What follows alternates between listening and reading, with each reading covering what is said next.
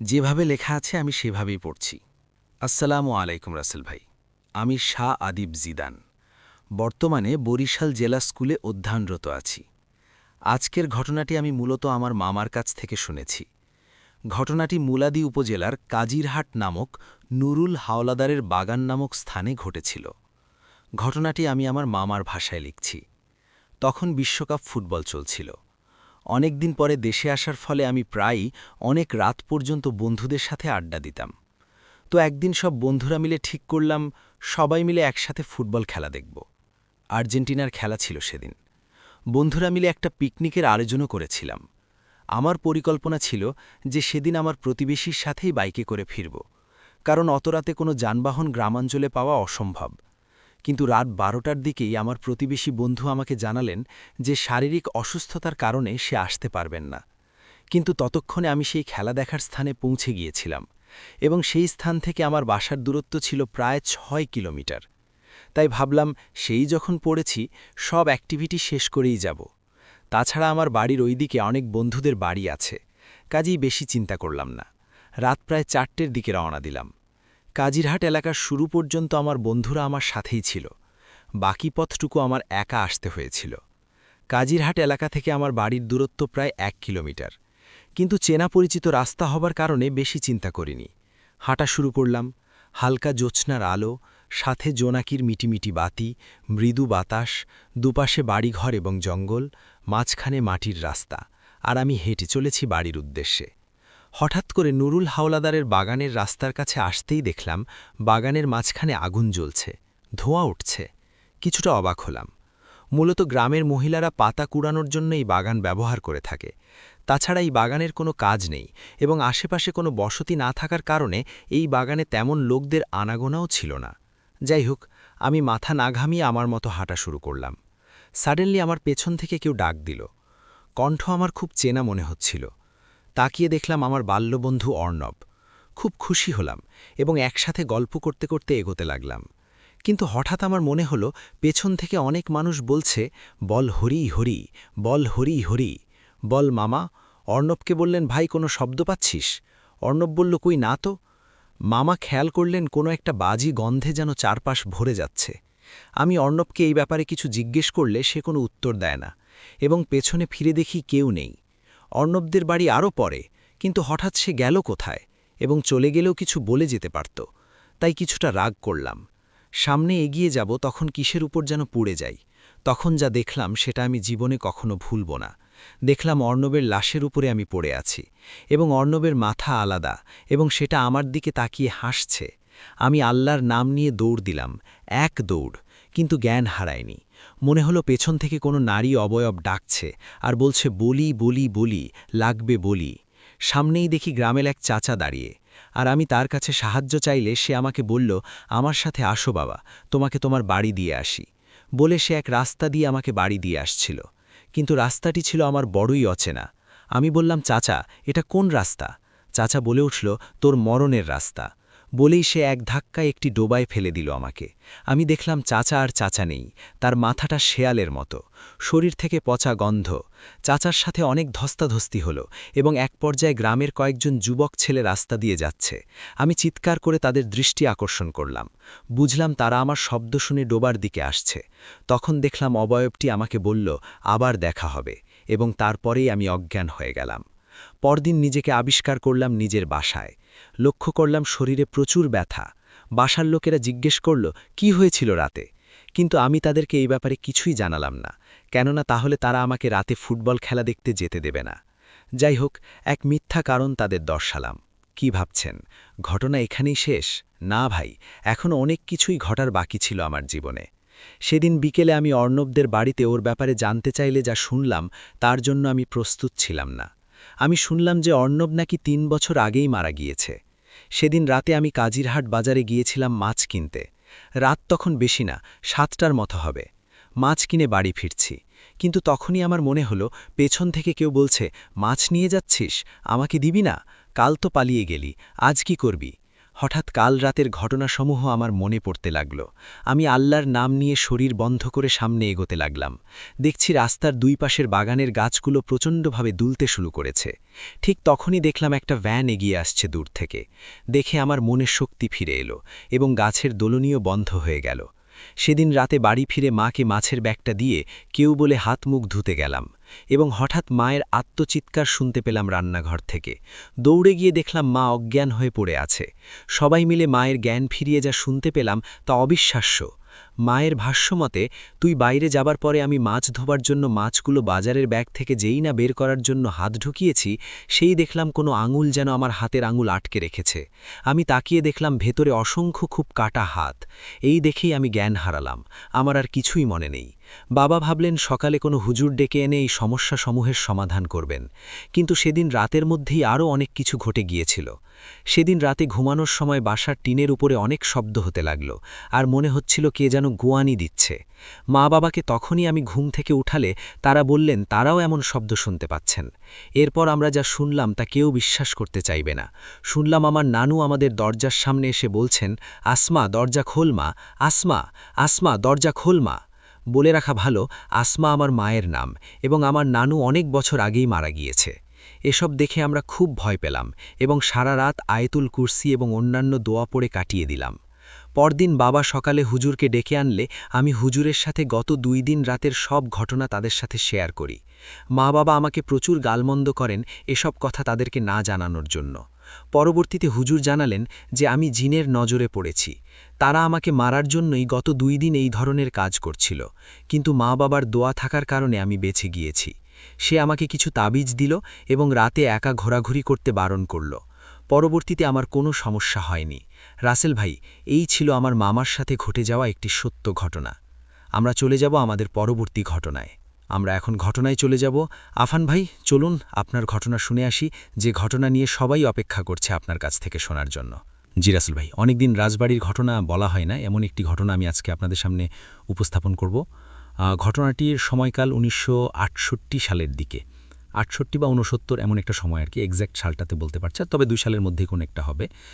ঘটনাটি যার সঙ্গে ঘটেছিল ওনার নাম হচ্ছে সনাতন ডাক্তার, ওনার নাম হচ্ছে সনাতন দা। তো সবাই ভাই তাকে সনাতন ডাক্তার নামেও চিনতেন আর কি।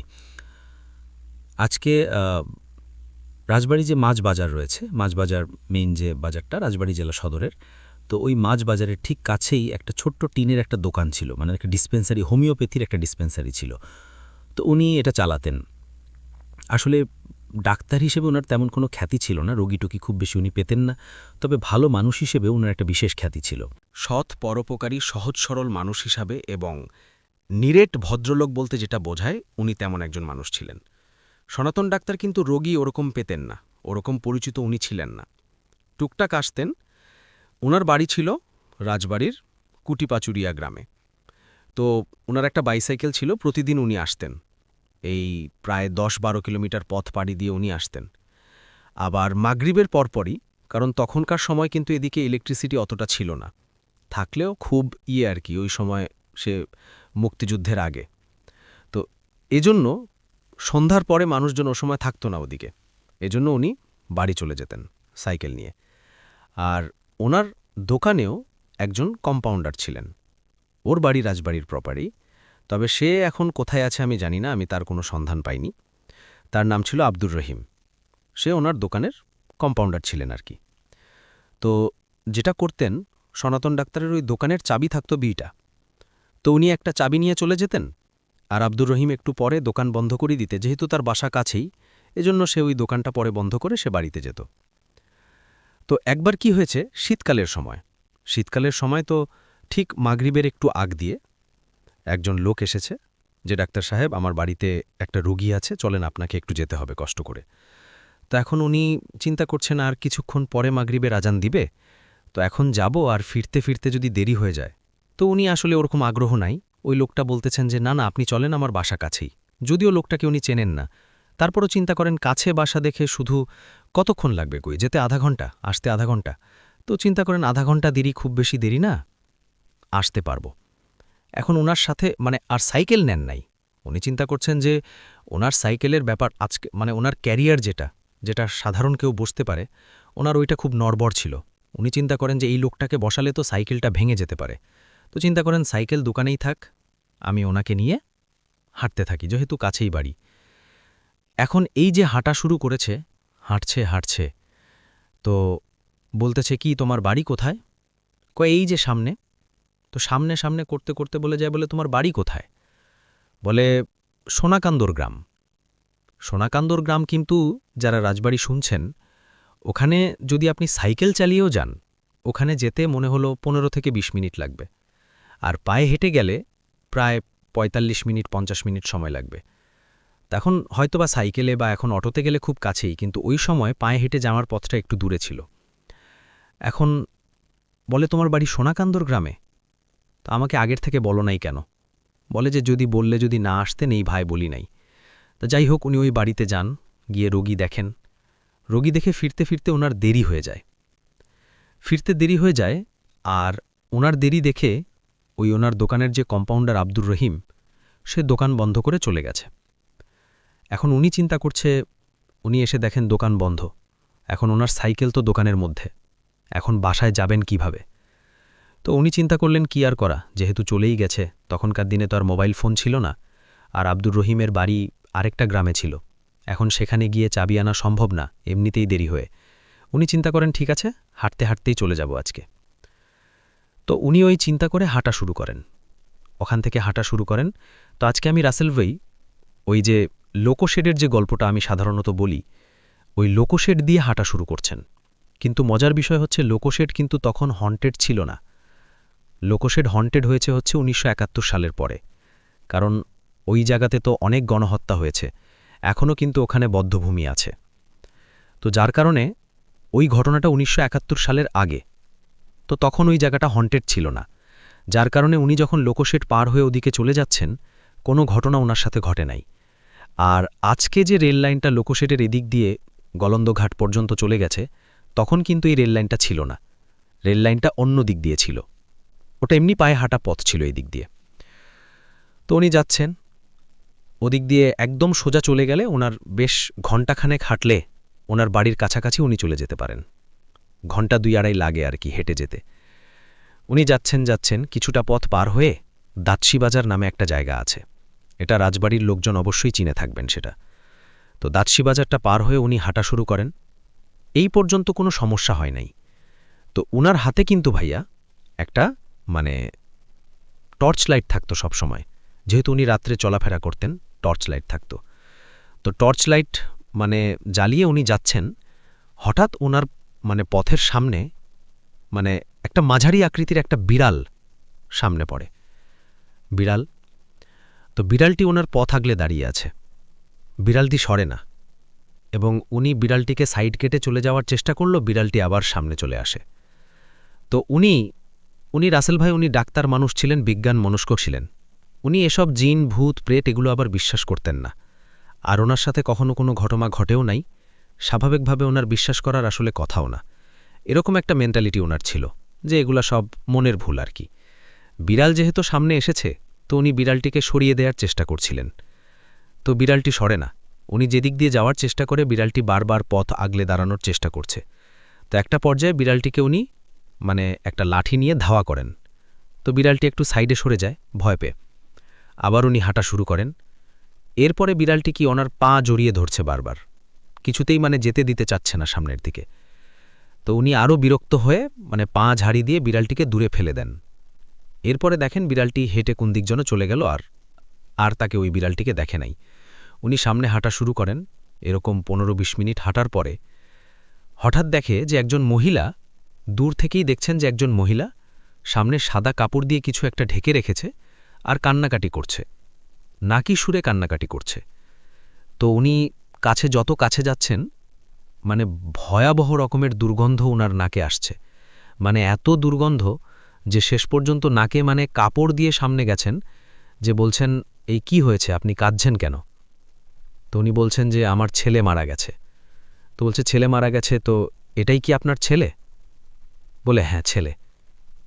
কখন মারা গেছে? আজ সকালে মারা গেছে। তখন উনি বলছেন যে দেখি তো আপনার ছেলের লাশটা, দেখি তো। ওই মহিলা ওই কাপড়টা সরান, তো দেখেন যে লাশটা একটা 10-12 বছর বয়সে একটা ছেলের লাশ, কিন্তু পচে ফুলে গেছে। উনি ডাক্তার মানুষ, হোমিওপ্যাথিক ডাক্তার। যতটুকু ওনার জ্ঞান আছে উনি বুঝতে পারলেন এটা কোনোভাবেই আজকে সকালে মারা যাওয়া কোনো লোকের ডেড বডি না, না হলেও প্রায় 3 থেকে 4 দিন আগে মারা গেছে। আরও একটা অদ্ভুত বিষয়ে রাসেল ভাই লক্ষ্য করেন, ওই ছেলেটার না হাতের 2 কবজি থেকে নাই, মানে কাটা 2 হাত রয়েছে কিন্তু কবজির নিচের অংশ নাই। তখন উনি যখন এই দৃশ্যটা দেখেন তখন আর, যেহেতু উনি মিলাতে পারছিলেন না, মহিলাটা বলছে যে ছেলেটা সকালে মারা গেছে কিন্তু ডেড বডিটা সেটার কথা বলছে না, আবার হাত নাই। তো সনাতন ডাক্তার উনি সহজ সরল মানুষ হলেও উনি একটু বিপদের আঁচ পান। উনি কোনো প্যারানরমাল বিষয়ে রাজ পান নাই, উনি একটা বিপদ আজ পান যে এর হাত কাটায় কি মার্ডার টার্ডার হইছে কিনা, কোনো বিপদে পড়ি কিনা উনি এই চিন্তা করতেছে। তো ওই মহিলাটি বলে যে আমাকে একটু পৌঁছে দেন, ডেড বডি সহ আমাকে একটু বাড়িতে পৌঁছে দেন। তো কোথায় বাড়ি এটা উনি জিজ্ঞেস করেন নাই, উনি বলেন না না আমি এসব পারবো না। এই কথা বলে উনি দ্রুত ওখান থেকে হাঁটা শুরু করে দেন। রাসেল ভাই হাঁটা শুরু করে দেন। এরপরে জাস্ট খালি যখন হাঁটা শুরু করে পেছন দিকে উনি আর তাকান নাই রাসেল ভাই, খালি খচ খচ কিছু শব্দ উনি পেয়েছেন, এছাড়া অন্য কোনো শব্দ উনি পেছন দিকে তাকানোর নাই, জাস্ট একটা শব্দই পেয়েছেন। কিন্তু এটা কিসের শব্দ উনি বোঝারও চেষ্টা করেন নাই। আসলে উনি সামনে দ্রুত হাঁটা শুরু করেছেন। বেশ কয়েক কিলোমিটার মানে যাওয়ার পর একটা মানে ছোট্ট একটা কালভার্ট বা ব্রিজের মতো পড়ে, সামান্য একটু ঢালু বেয়ে উঠতে হয়, আবার নিচে নেমে যেতে হয়।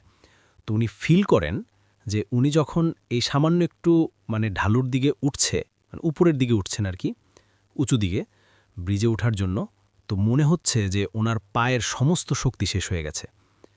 অনেকক্ষণ বাইসাইকেল চালানোর পরে মাঝে মাঝে আমাদের এরকম হয় না যে আমাদের পা আর চলছে না, তো ওনার মনে হচ্ছে যে ওনার পা আর চলছে না, উনি আর ব্রিজের ওপর উঠতে পারছেন না, অথচ এটা কোনো বিষয়ই ছিল না। আরও ফিল করছেন যে মনে হচ্ছে যে ওনার পা ওই মাটিতেই আটকে গেছে, মানে কি বলবো, মানে প্যারালাইজড হয়ে যাওয়ার মতো অবস্থা। তারপর উনি অনেক চেষ্টা করে কষ্ট করতে করতে করতে ব্রিজের উপর উঠে, ব্রিজে ওঠার পরে উনি যখন নামতে যাবেন, নামার পরটা তো রাসেল ভাই একটু ঢালু, নামতে যাওয়ার সময় উনি ওই হুমড়ি খেয়ে পড়ে যান সামনে। উনি যখন পড়ে যান, ওনার হাতে কিন্তু টর্চ লাইট ছিল, তখন হাতে টর্চ লাইট ধরা। তো উনি তখন সামনে থেকে যখন মাটির সাথে পড়ে গেছেন সামনে, উনি খেয়াল করছেন সামনে থেকে কি যেন একটা আসছে। 2টা জিনিস উনি চাঁদের আলোতে যতটুকু বুঝতে পেরেছেন, বড় আকৃতির 2টা কাকড়া। কিন্তু রাসেল ভাই উনি যখন টর্চ লাইট জ্বালিয়েছেন তখন দেখে যে কবজি থেকে নিচে আমাদের 5 মানে হাতের পাঞ্জাসহ 5 আঙ্গুল, যেটা এই 5 আঙ্গুল দিয়ে কি 2টা হাত জাস্ট হাতের কবজির নিচের অংশ সামনের দিকে এগিয়ে আসছে। উনি টর্চ লাইট জ্বালিয়ে দেখেছেন। তখন উনি ভয় পেয়েছেন, কিরে এই হাত কিভাবে আসলো, হাতের কবজির নিচের অংশ আছে কিন্তু বডিটা নাই। তখন আরেকটা বিষয় যে ওই যে লাশের যে একটা বিকট গন্ধ উনি পেয়েছিলেন না, ওই গন্ধ তো ক্রমশ ওনার কাছে আসছে। উনি তখন চিন্তা করেন যে আমি একটু আগে একটা লাশ দেখে আসছি, হাতের কবজি ছিল না, 2 হাতের 2 কবজির নিচের অংশ ছিল না, লাশটা ছিল মানে পচে যাওয়া লাশ, মানে খুব দুর্গন্ধ ছিল। মনে হচ্ছে যে ওই যে 2টা হাত এগিয়ে আসছে, ওই হাতের দেখে উনি দূর থেকেই বুঝতে পেরেছেন যে এই হাতটা ঠিক ওই যে পচে যাওয়া হাতের মতো এবং খুব দুর্গন্ধ হচ্ছে। উনি ওই সময় মানে ভয় পান এবং উনি মানে সমস্ত শরীরে সমস্ত শক্তি সঞ্চয় করে উঠে দাঁড়িয়ে মানে উনি যখন সামনের দিকে যাবেন, পিছন দিকে তো যাওয়ার সুযোগ, উনি সামনের দিকে ওনার বাড়ি, সামনের দিকে যাচ্ছেন, ওই হাতগুলো মানে বারবার ওনার সামনে এসে ওনার পথ আগলে দাঁড়াচ্ছেন। তারপরও যখন উনি ওই হাতকে ওভারটেক করে জ্বলে যাওয়ার চেষ্টা করেছেন, তখন এই 2টা হাত ওনার পা চেপে ধরেছিল। এরপর উনি মানে ওনার ধর্মের যে মন্ত্র আছে, শ্লোক আছে, সেগুলো উচ্চস্বরে পাঠ করতে থাকেন আর সৃষ্টিকর্তার নাম জপতে থাকেন। এটা করতে করতে উনি মানে সমস্ত শরীরের শক্তি দিয়ে উনি দৌড়ানো শুরু করেন। ওই হাত যে কোথায় গেছে, কি হয়েছে উনি আর বলতে পারেন না। হ্যাঁ, আর ছিল না তার সাথে। কিছু দূর সামনে গিয়ে একটা মানুষের সাথে উনি ধাক্কা খান। তো ধাক্কা খান যখন, তখন ওই লোকটা বলে, এই আপনি চোখে দেখেন? বলে, আরে রহিম তুই এখানে কি করিস? বলে, ও দাদা আপনার দেরি দেখে আমি দোকান বন্ধ করে দিছি, তো চিন্তা করলাম যে আমার তো আবার আগামীকালকে একটা জরুরি কাজ আছে, দোকানে তো আসতে পারবো না, তো চিন্তা করলাম যে আপনার কাছে তো চাবি নাই, তো আপনার বাড়িতে এসে চাবিটা দিয়ে যাই। তো এই জন্য আমি আপনার বাসার আসার চেষ্টা করতেছিলাম, মানে আসতেছিলাম আর কি। তো তুই সাইকেল নিয়ে আসিস নাই কেন, হেঁটে হেঁটে আসছিস কেন? তো বলে যে আমি সাইকেল ভালো চালাইতে পারি না। এই কথাটা শুনে ওনার একটা অবাক লাগে, কিন্তু আব্দুর রহিম কিন্তু খুব ভালোই সাইকেল চালাইতে পারত, কিন্তু ও বলছে যে আমি ভালো সাইকেল চালাইতে পারি না। তো আচ্ছা ঠিক আছে, আসছি যখন চল, এই যে একটু আগে ঘটনা ঘটছে। তখন আব্দুর রহিম বলছে যে যাক, আল্লাহ বাঁচিয়ে দিয়েছেন আপনাকে, কোনো বিপদ আপদ হয়নি, রাতের বেলা চলাফেরার ক্ষেত্রে একটু সতর্ক থাকবেন। এই কথা বলে মানে আব্দুর রহিমের সাথে বিভিন্ন গল্প টল্প করতে করতে ওনার বাড়ির কাছে চলে আসে। তখন সনাতন ডাক্তার উনি বলতেছেন যে রহিম চল, বাড়িতে চল, তো দিদি রান্নাবান্না করছে, একবার খাওয়া দাওয়া কর, আজকে থেকে থাকে, অনেক রাত হয়ে গেছে। তো বলে না না, আমার আগামীকালকে কাজ আছে, আমি থাকতে পারবো না, আমি বাড়িতে যাব না, আপনি যান, এই চাবিটা রাখেন, দোকানের চাবি। আমি চলে গেলাম। বলে না, তা কি হয় নাকি, বাড়িতে যাবি না কেন? কিছুতেই সে বাড়িতে ঢোকে না। তো যখন উনি চিন্তা করেন যে এত রিকোয়েস্ট করলাম যেতে চাচ্ছে না, উনিও একটু বিরক্ত হন, মন খারাপ করেন যে এত রিকোয়েস্ট করা চাচ্ছে না, তো ঠিক আছে, তাকে বিদায় দিয়ে দেন, সেও চলে যায়। তো উনি বাড়িতে যান, যাওয়ার পরে ওনার স্ত্রীকে সব ঘটনা খুলে বলেন। খুলে বলার পরে যদিও ভয় পেয়েছিলেন, তারপরেও যে আব্দুর রহিম পথের একটা জায়গায় সঙ্গ দিয়েছিলেন আর কি, ভয়টা অনেকটা কমে গিয়েছিল আর কি।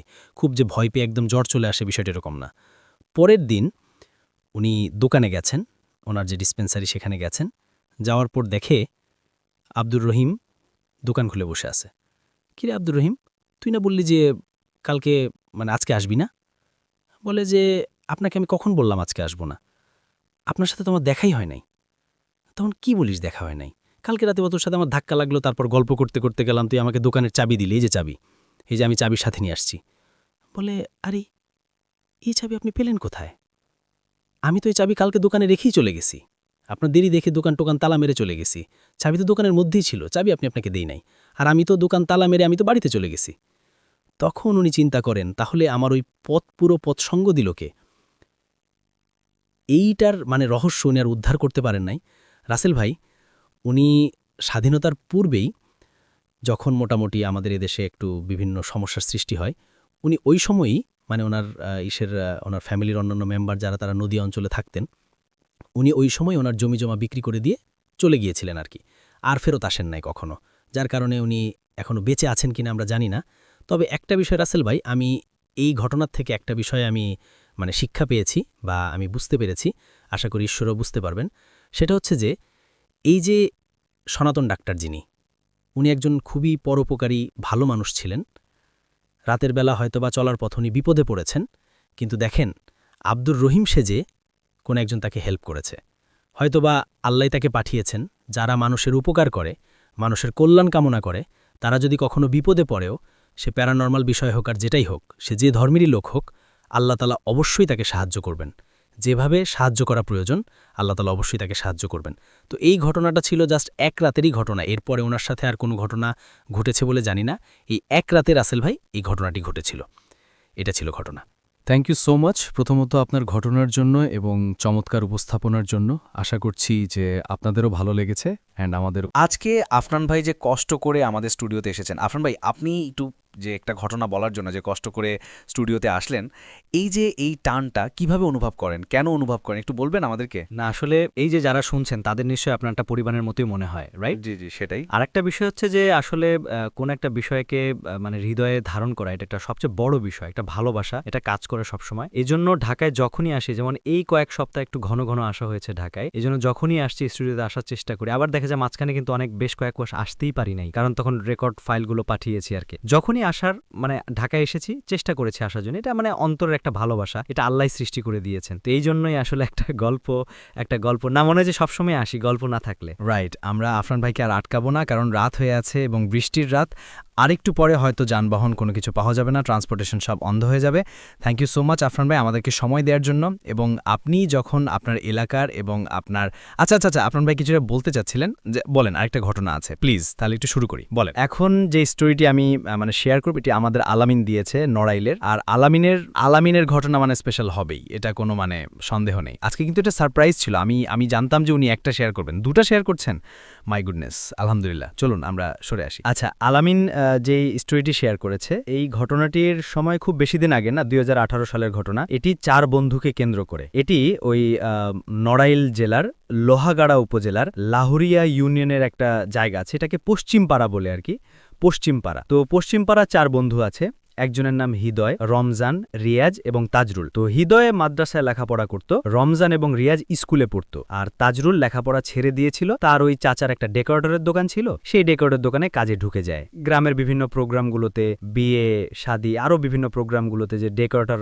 কাজগুলো, অ্যারেঞ্জমেন্টগুলো, সেগুলো তাজরুল করে থাকতো। তো লেখাপড়া সে ছেড়ে দিল। এই চারজন বন্ধু সবসময় একসাথে চলাফেরা করত। তারপরে বিভিন্ন কালচারাল প্রোগ্রামগুলোতে একসাথে তারা দেখতে যেত, খেলাধুলা একসাথে করত, মানে সবসময়। আর বাসাও তো একদম পাশাপাশি ছিল, এজন্য সবসময় তারা একসাথে উঠা বসা, আর বয়সও সেম। তো যে ঘটনাটি মানে সূত্রপাত যেটা ঘটে সেটা হচ্ছে শীতকালে, 2018 সালের শীতকালে। আমরা জানি যে শীতকালগুলোতে সাধারণত আমাদের গ্রামগঞ্জে উন্মুক্ত যে কালচারাল প্রোগ্রামগুলো, ধর্মীয় প্রোগ্রাম বলেন বা অন্যান্য প্রোগ্রাম বলেন, উন্মুক্ত যেগুলো ওপেন জায়গাগুলোতে হয় সেগুলো শীতকালে হয়ে থাকে, ঝড় বৃষ্টি যেহেতু থাকে না। তো ও সময় ওয়াজ মাহফিলগুলো কিন্তু বেশি হয় আমাদের দেশে শীতকালে। তো এরা আবার ওয়াজ মাহফিলে মাঝে মাঝে যাওয়ার চেষ্টা করতো। তো এমনি অনেকদিন ধরে চলে আসা একটা ওয়াজ মাহফিল, এটার যে নামটা সেটা হচ্ছে যে আরাজি মণ্ডল কাজী মাহফিল নামে সেটা পরিচিত। হয়তোবা এই গ্রামের যারা আছেন মানে তারা হয়তোবা শুনে থাকবেন, আমি যেহেতু যাই নাই আমি ঠিক বলতে পারছি না আর কি। অনেক আর এই যে স্টোরিটা আমি শেয়ার করতে যাচ্ছি, এখানে অনেকগুলো গ্রামের নাম চলে আসবে আর কি, অনেক প্লেসগুলোর নাম চলে আসবে। তো যার কারণে এটা আমার মেমোরাইজ করতে একটু কষ্ট হয়েছিল রাসেল ভাই। যাই হোক, তো আরাজি মণ্ডল কাজীর যে মাহফিলটা, এই মাহফিলে তারা যাওয়ার জন্য মনস্থির করেন। তো নির্দিষ্ট দিন রাত 8টার দিকে তারা বাসা থেকে বের হন। তো বের হওয়ার পরে এই চারজনই আলোচনা করে যে আচ্ছা, কামারপাড়া নামে আরেকটা জায়গা আছে, ওইখানে আরেক গ্রাম আছে আর কি। তো বলো যে কামারপাড়াও তো একটা মাহফিল আছে, তাহলে কোনটায় যাব?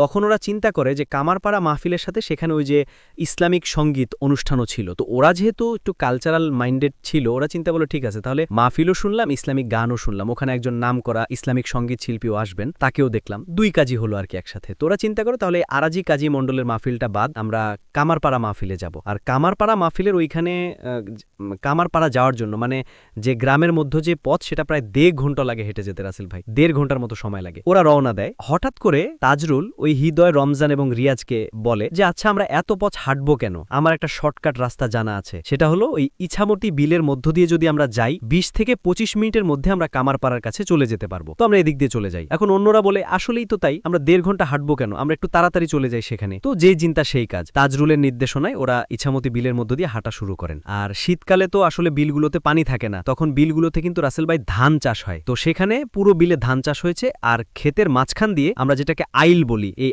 আইলের উপর দিয়ে হেঁটে যাওয়া যায় আর কি। তো আস্তে আস্তে হেঁটে হেঁটে যাচ্ছে। অনেক পথ বলতে মোটামুটি 15 মিনিট হাঁটার পরে, মানে ওদের পথ খুব আর বেশি দূরে নয় আর কি, হাঁটার পরে ওই বিশেষ করে এই 4 বন্ধুর মধ্যে রমজান এবং তাজরুল, এদের আবার মাঝে মাঝে একটু সিগারেট খাওয়ার অভ্যাস ছিল, আর হৃদয় এবং রিয়াজ এদের আবার সিগারেট খাওয়ার অভ্যাস ছিল না। তো রমজান এবং তাজরুল ওরা বলছে যে একটা সিগারেট খেতে ইচ্ছা করছে। তখন অন্যরা বলছে যে এই বিলের মধ্যে সিগারেট মানে ধরাবাকুই, ম্যাচ তো নাই সাথে। তখন ওই যে রাসেল ভাই, ওই বিলের মধ্যে কিন্তু ওই যে মানে সেচ কাজ করার জন্য ওই যে যেই জায়গাতে মেশিনটা বসানো হয়, আমরা গ্রামে বলি সেচ মেশিন, সেলো মেশিনও বলে আর কি। তো ওই সেচ মেশিন যেখানে বসানো হয়, ওই সেচ মেশিনের জন্য কিন্তু একটা ছোট্ট ঘর করা হয়, একটা অস্থায়ী ঘর, এবং ওই ঘরের মধ্যে একটা মাচা পেতে যেই মেশিনের দায়িত্বে থাকে সে থাকে আর কি। তো বিলের মধ্যে এই সেচ মেশিনগুলো তখন কোনোটা ইলেকট্রিসিটি মানে সংযোগ আছে, আর যেহেতু বড় বিল, ওখানে ইলেকট্রিসিটির খাম্বা ছিল না, ওটা কি যে তেলে চলতো আর কি। এজন্য ওখানে কিন্তু ওই ঘরগুলোতে কোনো বৈদ্যুতিক বাল্ব থাকতো না, এমনি হয়তো হারিকেন বা ল্যাম্প জ্বালাতো আর কি। তো ওরা দেখে যে ওই একটা অস্থায়ী ঘর, যেটা ওইরকম সেচের জন্য যে অস্থায়ী ঘর আছে, দূরে একটা ঘর দেখা যাচ্ছে, কিন্তু ওই ঘরের মধ্যে আলো। তো তাজরুল বলছে যে ওই যে একটা ঘর আছে, তো চলো আমরা ওখানে যাই, নিশ্চয়ই ওখানে লোক আছে, যেহেতু আলো জ্বলছে, লোক আছে, আর আলো মানে হচ্ছে সেখানে তো অবশ্যই কোনো কুপি বা হারিকেন বা কিছু একটা জ্বালানো থাকবেই, তো আমরা ওখান থেকে আগুন পাবো। তো এই চিন্তা করে 4 জনই সেখানে যায়, কিন্তু বাইরে থেকে কোনো সারা শব্দ পায় না। ওরা চিন্তা করা হয়তো বা এই ঘরের মধ্যে যে আছে সে ঘুমিয়ে আছে, রাত হয়ে গেছে। তোরা ঘরের মধ্যে যায়, যাওয়ার পরেই রাসেল ভাই একটা ভয়ানক দৃশ্য দেখে। সেটা হচ্ছে দেখে ঘরের মধ্যে যে মাচাটা রয়েছে, যেখানে সাধারণত ওই ঘরের দায়িত্ব থাকা ব্যক্তির বিশ্রাম নেন, ওই মাচার উপর একটা লাশ শোয়ানো, এবং তার একটা সাদা কাফনের কাপড় দিয়ে সেই লাশটি ঢাকা। এবং এটার থেকে আরো অদ্ভুত বিষয় এবং ভয়ানক বিষয় হলো, এই ঘরের মধ্যে প্রচুর আলো, কিন্তু এই আলোর কোনো উৎস ওরা দেখতে পাচ্ছে না, যে আলোটা কোথা থেকে আসছে। ঘরের মধ্যে এই আলোর উৎস ওরা দেখতে পাচ্ছেন, ওরা প্রচণ্ড ভয় পায়, চিৎকার করতে করতে ঘর থেকে বের হয় 4 জনে। ওরা ওই বিলের মধ্যে যে আইল থাকে ওর উপর দিয়ে দৌড়ানোর চেষ্টা করে। একটা বিষয় রাসেল ভাই, আইলের উপর দিয়ে কিন্তু দৌড়ানো যায় না, আস্তে আস্তে হাঁটা যায়, দৌড়ানো যায় না। তো ওরা যখন দৌড়ানোর চেষ্টা করে, বারবার ওরা স্লিপ করে পাশের ধান ক্ষেতের মধ্যে পড়ে যাচ্ছিল। ওখানে যেহেতু ওই মানে সেচ চলছিল, কিছু পানি ছিল, কাদা ছিল, ওদের গায়ে লেগে যাচ্ছিল। তো ওরা চেষ্টা করছিল যত তাড়াতাড়ি সম্ভব ওখান থেকে চলে যাওয়ার জন্য। ওরা কিছু দূর আগানোর পরে দূরে একজন মানুষকে দেখে, যিনি ওনাদের পরিচিত ছিলেন। সঙ্গত কারণে তার নাম বলা নিষেধ, আমি নাম বলতে পারছি না। উনি একটা অ্যাক্সিডেন্ট করে ওনার একটা পা হারিয়েছিলেন, যার কারণে উনি স্ক্র্যাচে ভর করে চলতেন। তো উনি আগে কৃষিকাজ করতেন, যখন ওই পা হারান তো আর পরে আর কৃষিকাজের মতো কঠিন কাজ করতে পারেন নাই। পরে উনি ওই যে একটা সেচ মেশিন কেনেন, এই সেচ মেশিন ওই যে আপনার এই বিভিন্ন সেচের পানি বিভিন্ন ক্ষেতে উনি দিতেন। মেশিন বসিয়ে বিনিময়ে ওই ফসলের একটা ছোট অংশ তাকে দিত আর কি। এভাবে ওনার খুব ভালো মতোই চলে যেত।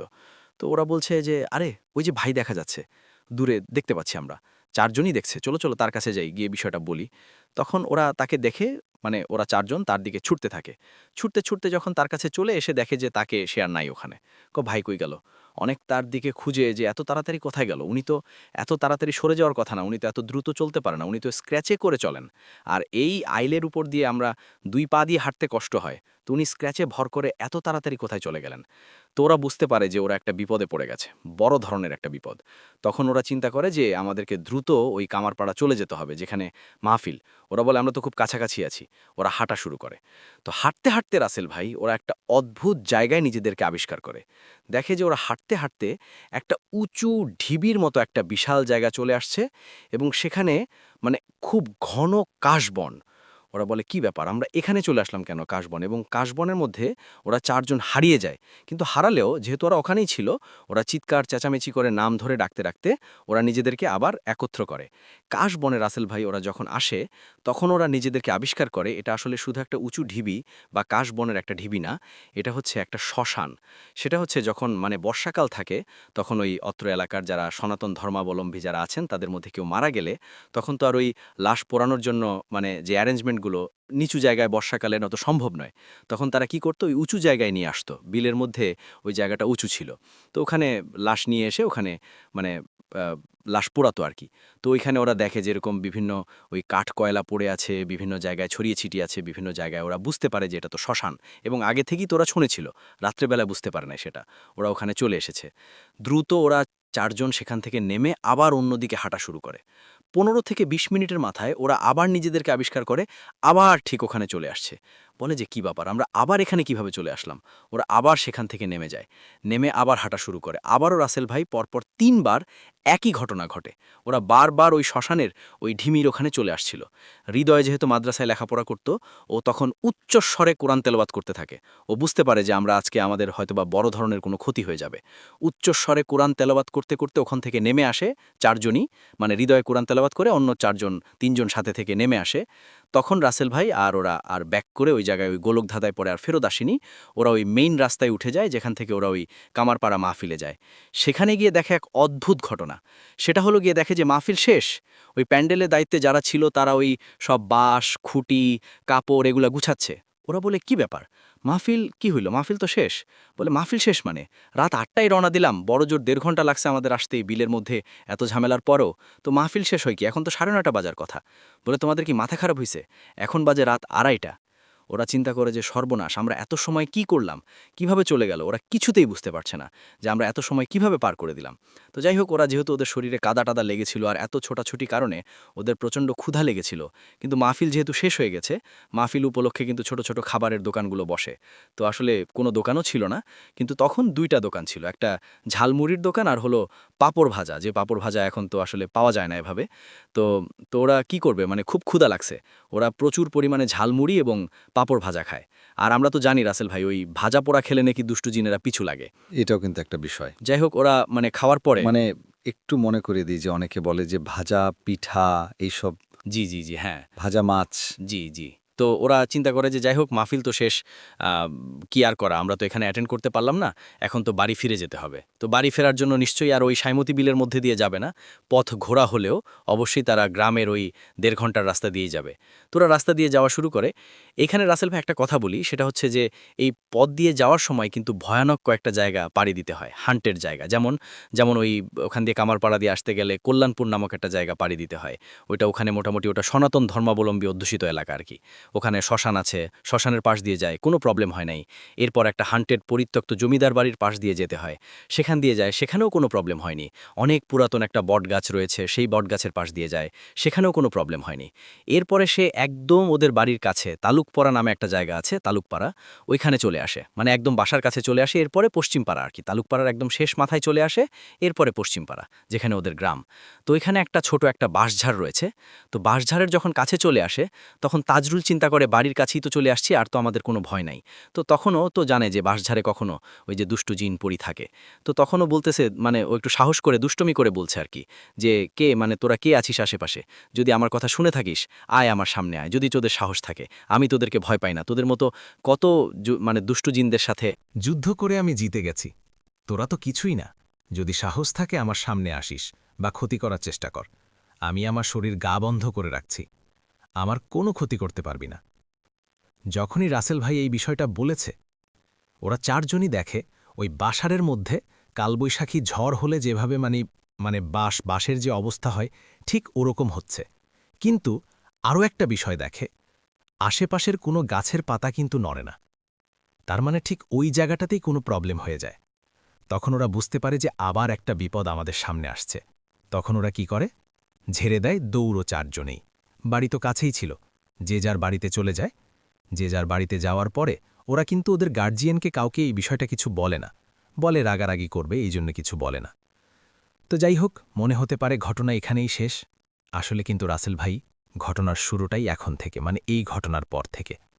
তো এর ঠিক পরের দিন যে ঘটনাটা ঘটে, সেটা হচ্ছে পরের দিন রাতের বেলা এই যে তাজরুল, যে ছেলেটা, যে ও যে বলেছিল যে ভয়টয় পায় না কিছু এই সেই, তো তাজরুল ছেলেটা আরও যে দুই বন্ধু আছে, যে হৃদয়, রমজান, রিয়াজ, আরও যে 3 বন্ধু আছে, এদের মধ্যে মানে 3 জনকে দাওয়াত দেয়, পিকনিকের দাওয়াত, যে একটা রাতে আমরা একটা রান্নাবাড়া করব, পিকনিক করব আর কি। তো কোথায় রান্না হবে? ওই লাহুরিয়া বালিকা বিদ্যালয় নামে একটা স্কুল আছে, ওখানে নাম লাহুরিয়া বালিকা বিদ্যালয়। তো ওইখানে পিকনিক হবে। তো পিকনিক আয়োজন হয়। কোনো কারণে এই 3 বন্ধুর মধ্যে রমজান নামে যে ছেলেটা, এই পিকনিকে যায় নাই। পিকনিকে যায় নাই, গিয়েছিল হৃদয় এবং রিয়াজ। তো পিকনিকের পরে, মানে লিসেনারদেরকে একটু বলে রাখি যে একটু মনে রাখবেন, রমজান কিন্তু যায় নাই, গিয়েছে হৃদয় এবং রিয়াজ। তাজরুল নিয়ে গেছে ওদেরকে। খাওয়া দাওয়ার পরে তাজরুল বলছে হৃদয় এবং রিয়াজকে, এই চল ওই টাঙ্গাপাড়া ইউনিয়নে পলাশবাজারে আজকে একটা কনসার্ট আছে, ওই কনসার্টটা দেখতে যাব। এখন হৃদয় এবং রিয়াজ বলছে, না রে, রমজান নাই, রমজানকে ছাড়া কিভাবে যাই, ও তো আসলো না, ও ছাড়া যাব না। বলছে, ও নাই তা দেখি, আমরাও তো আছি, সব সময় ও থাকতে হবে এমন তো কোনো কথা নাই, চল। কিন্তু ওরা 2 নাছর বান্দা, রমজানকে ছাড়া যাবে না। তাজরুল অনেক চেষ্টা করে, কিন্তু ওদেরকে নিতে পারে না। যাই হোক, যে যার বাড়িতে চলে যায়। পরের দিন ভাইয়া আরেকটা ঘটনা ঘটে।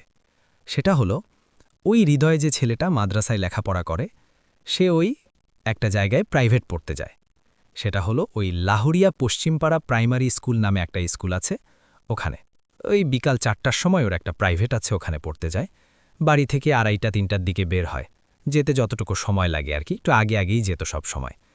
তো বাড়ি থেকে যাওয়ার সময় মানে একটা শর্টকাট রাস্তা রয়েছে, শর্টকাট একটা রাস্তা ধরে ওই রাস্তার মধ্যে রাসেল ভাই একটা বাগান পড়ে, স্থানীয়ভাবে আবুল খায়ের বাগান নামে সেটা পরিচিত।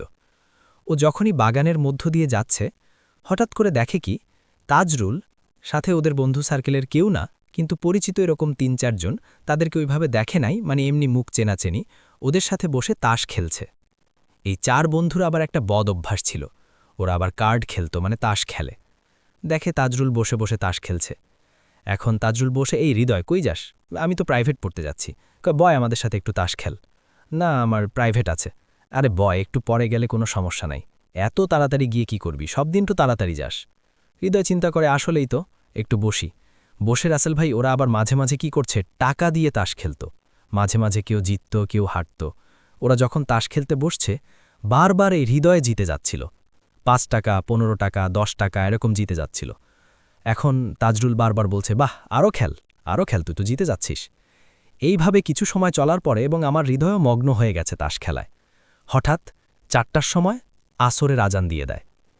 আসরের আজান দেওয়ার কথা, তখন তার হঠাৎ করে সেন্স ফিট, আরে আমার তো 4টার সময় প্রাইভেট আছে, শীতকালে কিন্তু রাসেল ভাই 3:30 4:30 দিকে আসরের আজান দেয়। শীতকালের ঘটনা ছিল তো। তো আমার তো আছে, মানে প্রাইভেট আছে, প্রাইভেট পড়তে যেতে হবে। তখন তাজরুল বলে, আরে একদিন প্রাইভেটে না গেলে কি হয়, প্রাইভেট থাক না। বলে, না, ও আমার স্যার আমার আব্বারে বলে দিবে, আমার আব্বার আগারাগি করবে। বলে, আরে আজকে থাক, আজকে এখানে থাক, আজকে যাওয়ার দরকার নাই। বলে যে না, আমার যেতেই হবে। ও জোর করে উঠে চলে যায়। যাই হোক, প্রাইভেট পড়ে, মানে চলে আসে। চলে আসার পরে সাধারণত মাগরিবের নামাজের পরে ওদের বাড়ির কাছে একটা দোকান আছে, এখন আছে, নাম হলো আলমগীরের দোকান। সন্ধ্যার পরে ওই দোকানে, বিষয়টা কি রাসেল ভাই আপনি মনে হয় দেখেছেন বা লিসেনাররা অনেকে দেখেছে, গ্রামগঞ্জে কিছু দোকান থাকে, দোকানে টেলিভিশন থাকে। তো ওখানে বসে সবাই একটু টেলিভিশন দেখে, চা খায়, মোটামুটি ভালোই জমে থাকে আর কি। আর ওই দোকানে একটা ক্যারাম বোর্ড ছিল, ওই ইয়াং ছেলে পেলে সেই ক্যারাম বোর্ড খেলত। মোটামুটি ভালোই জমজমাটা ছিল আলমগীরের দোকান। ওরাও কি করত, মাগরিবের নামাজের পরে ওখানে আসত, গল্পগুজব করে এশার আগ দিয়ে সবাই বাসায় চলে যেত। ওই সময় হৃদয় ওই যে প্রাইভেট পড়ে আসছে, মাগরিবের পরে আসছে, আসার পরে এসে দেখে যে তাজরুল তখনও আসে নাই। তো রিয়াজ আছে, রমজানও আছে। হৃদয় এসে বলছে যে ওদিন আবার রাসেল ভাই বাংলাদেশের একটা খেলা ছিল, কোনো একটা দেশের সাথে আর কি, ক্রিকেট খেলা। তো বলছে যে আজকে যদি বাংলাদেশ জেতে তোদেরকে আমি 25 টাকার কটকটি খাওয়াবো।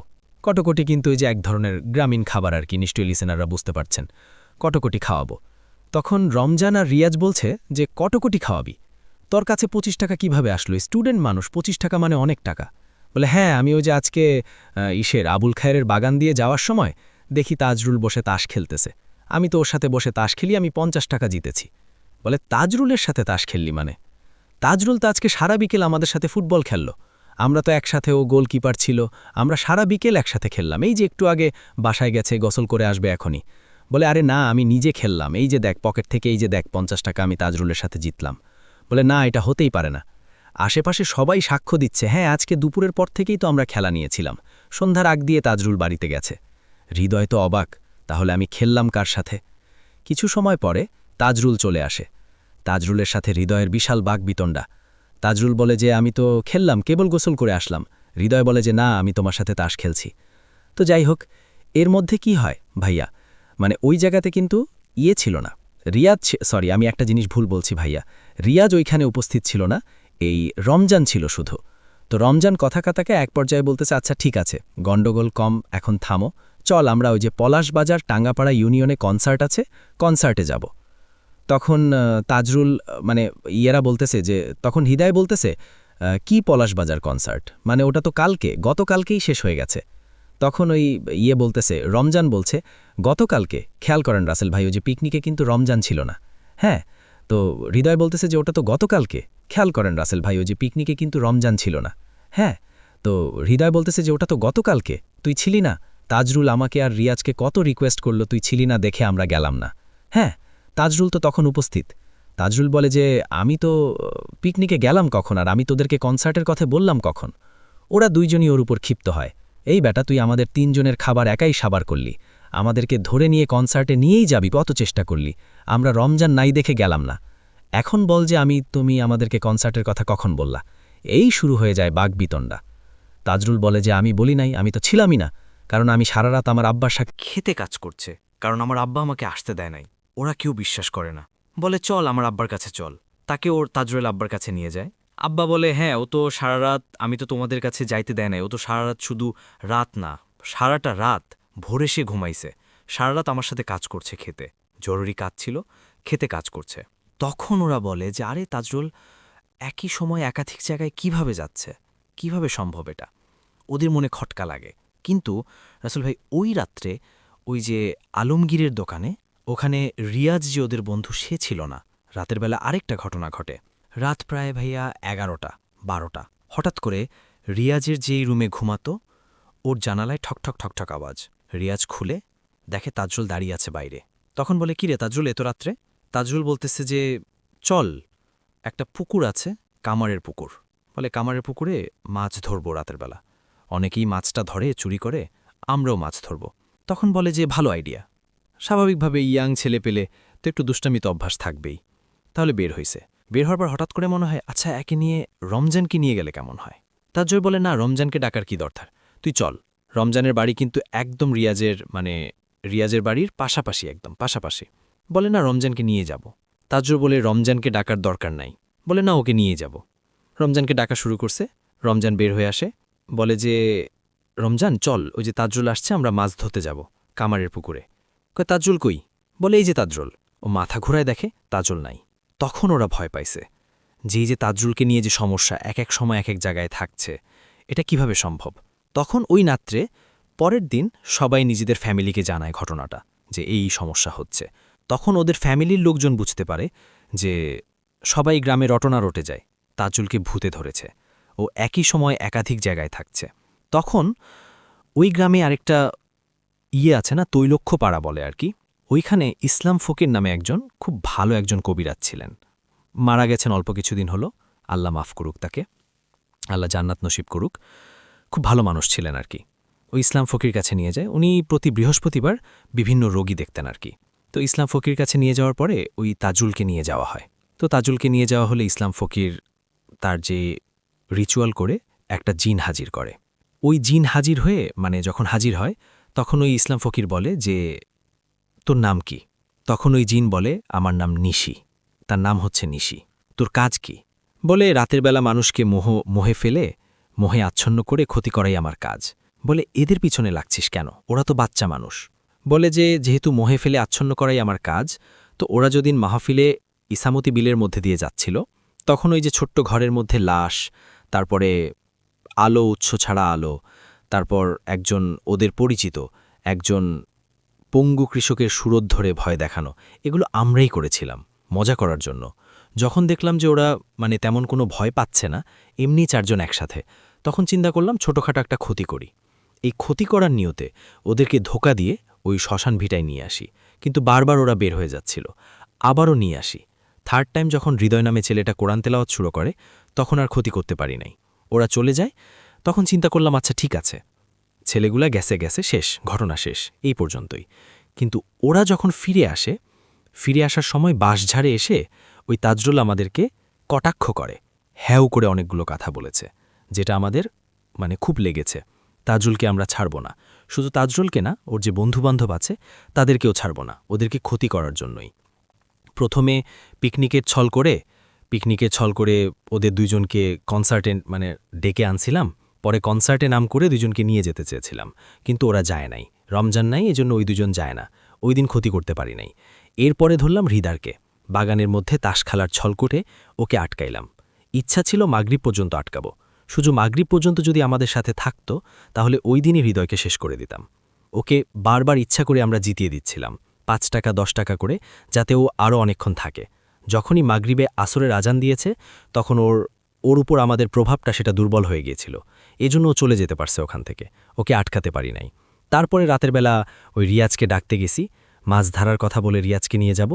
প্রত্যেককে হিট করছি, দেখেন প্রত্যেককে হিট করছি, রিয়াজকে নিয়ে যাব। কিন্তু রিয়াজ আবার রমজানকে ডাকার কারণে আর করতে পারি নাই কিছু, কিন্তু করতে পারি নাই।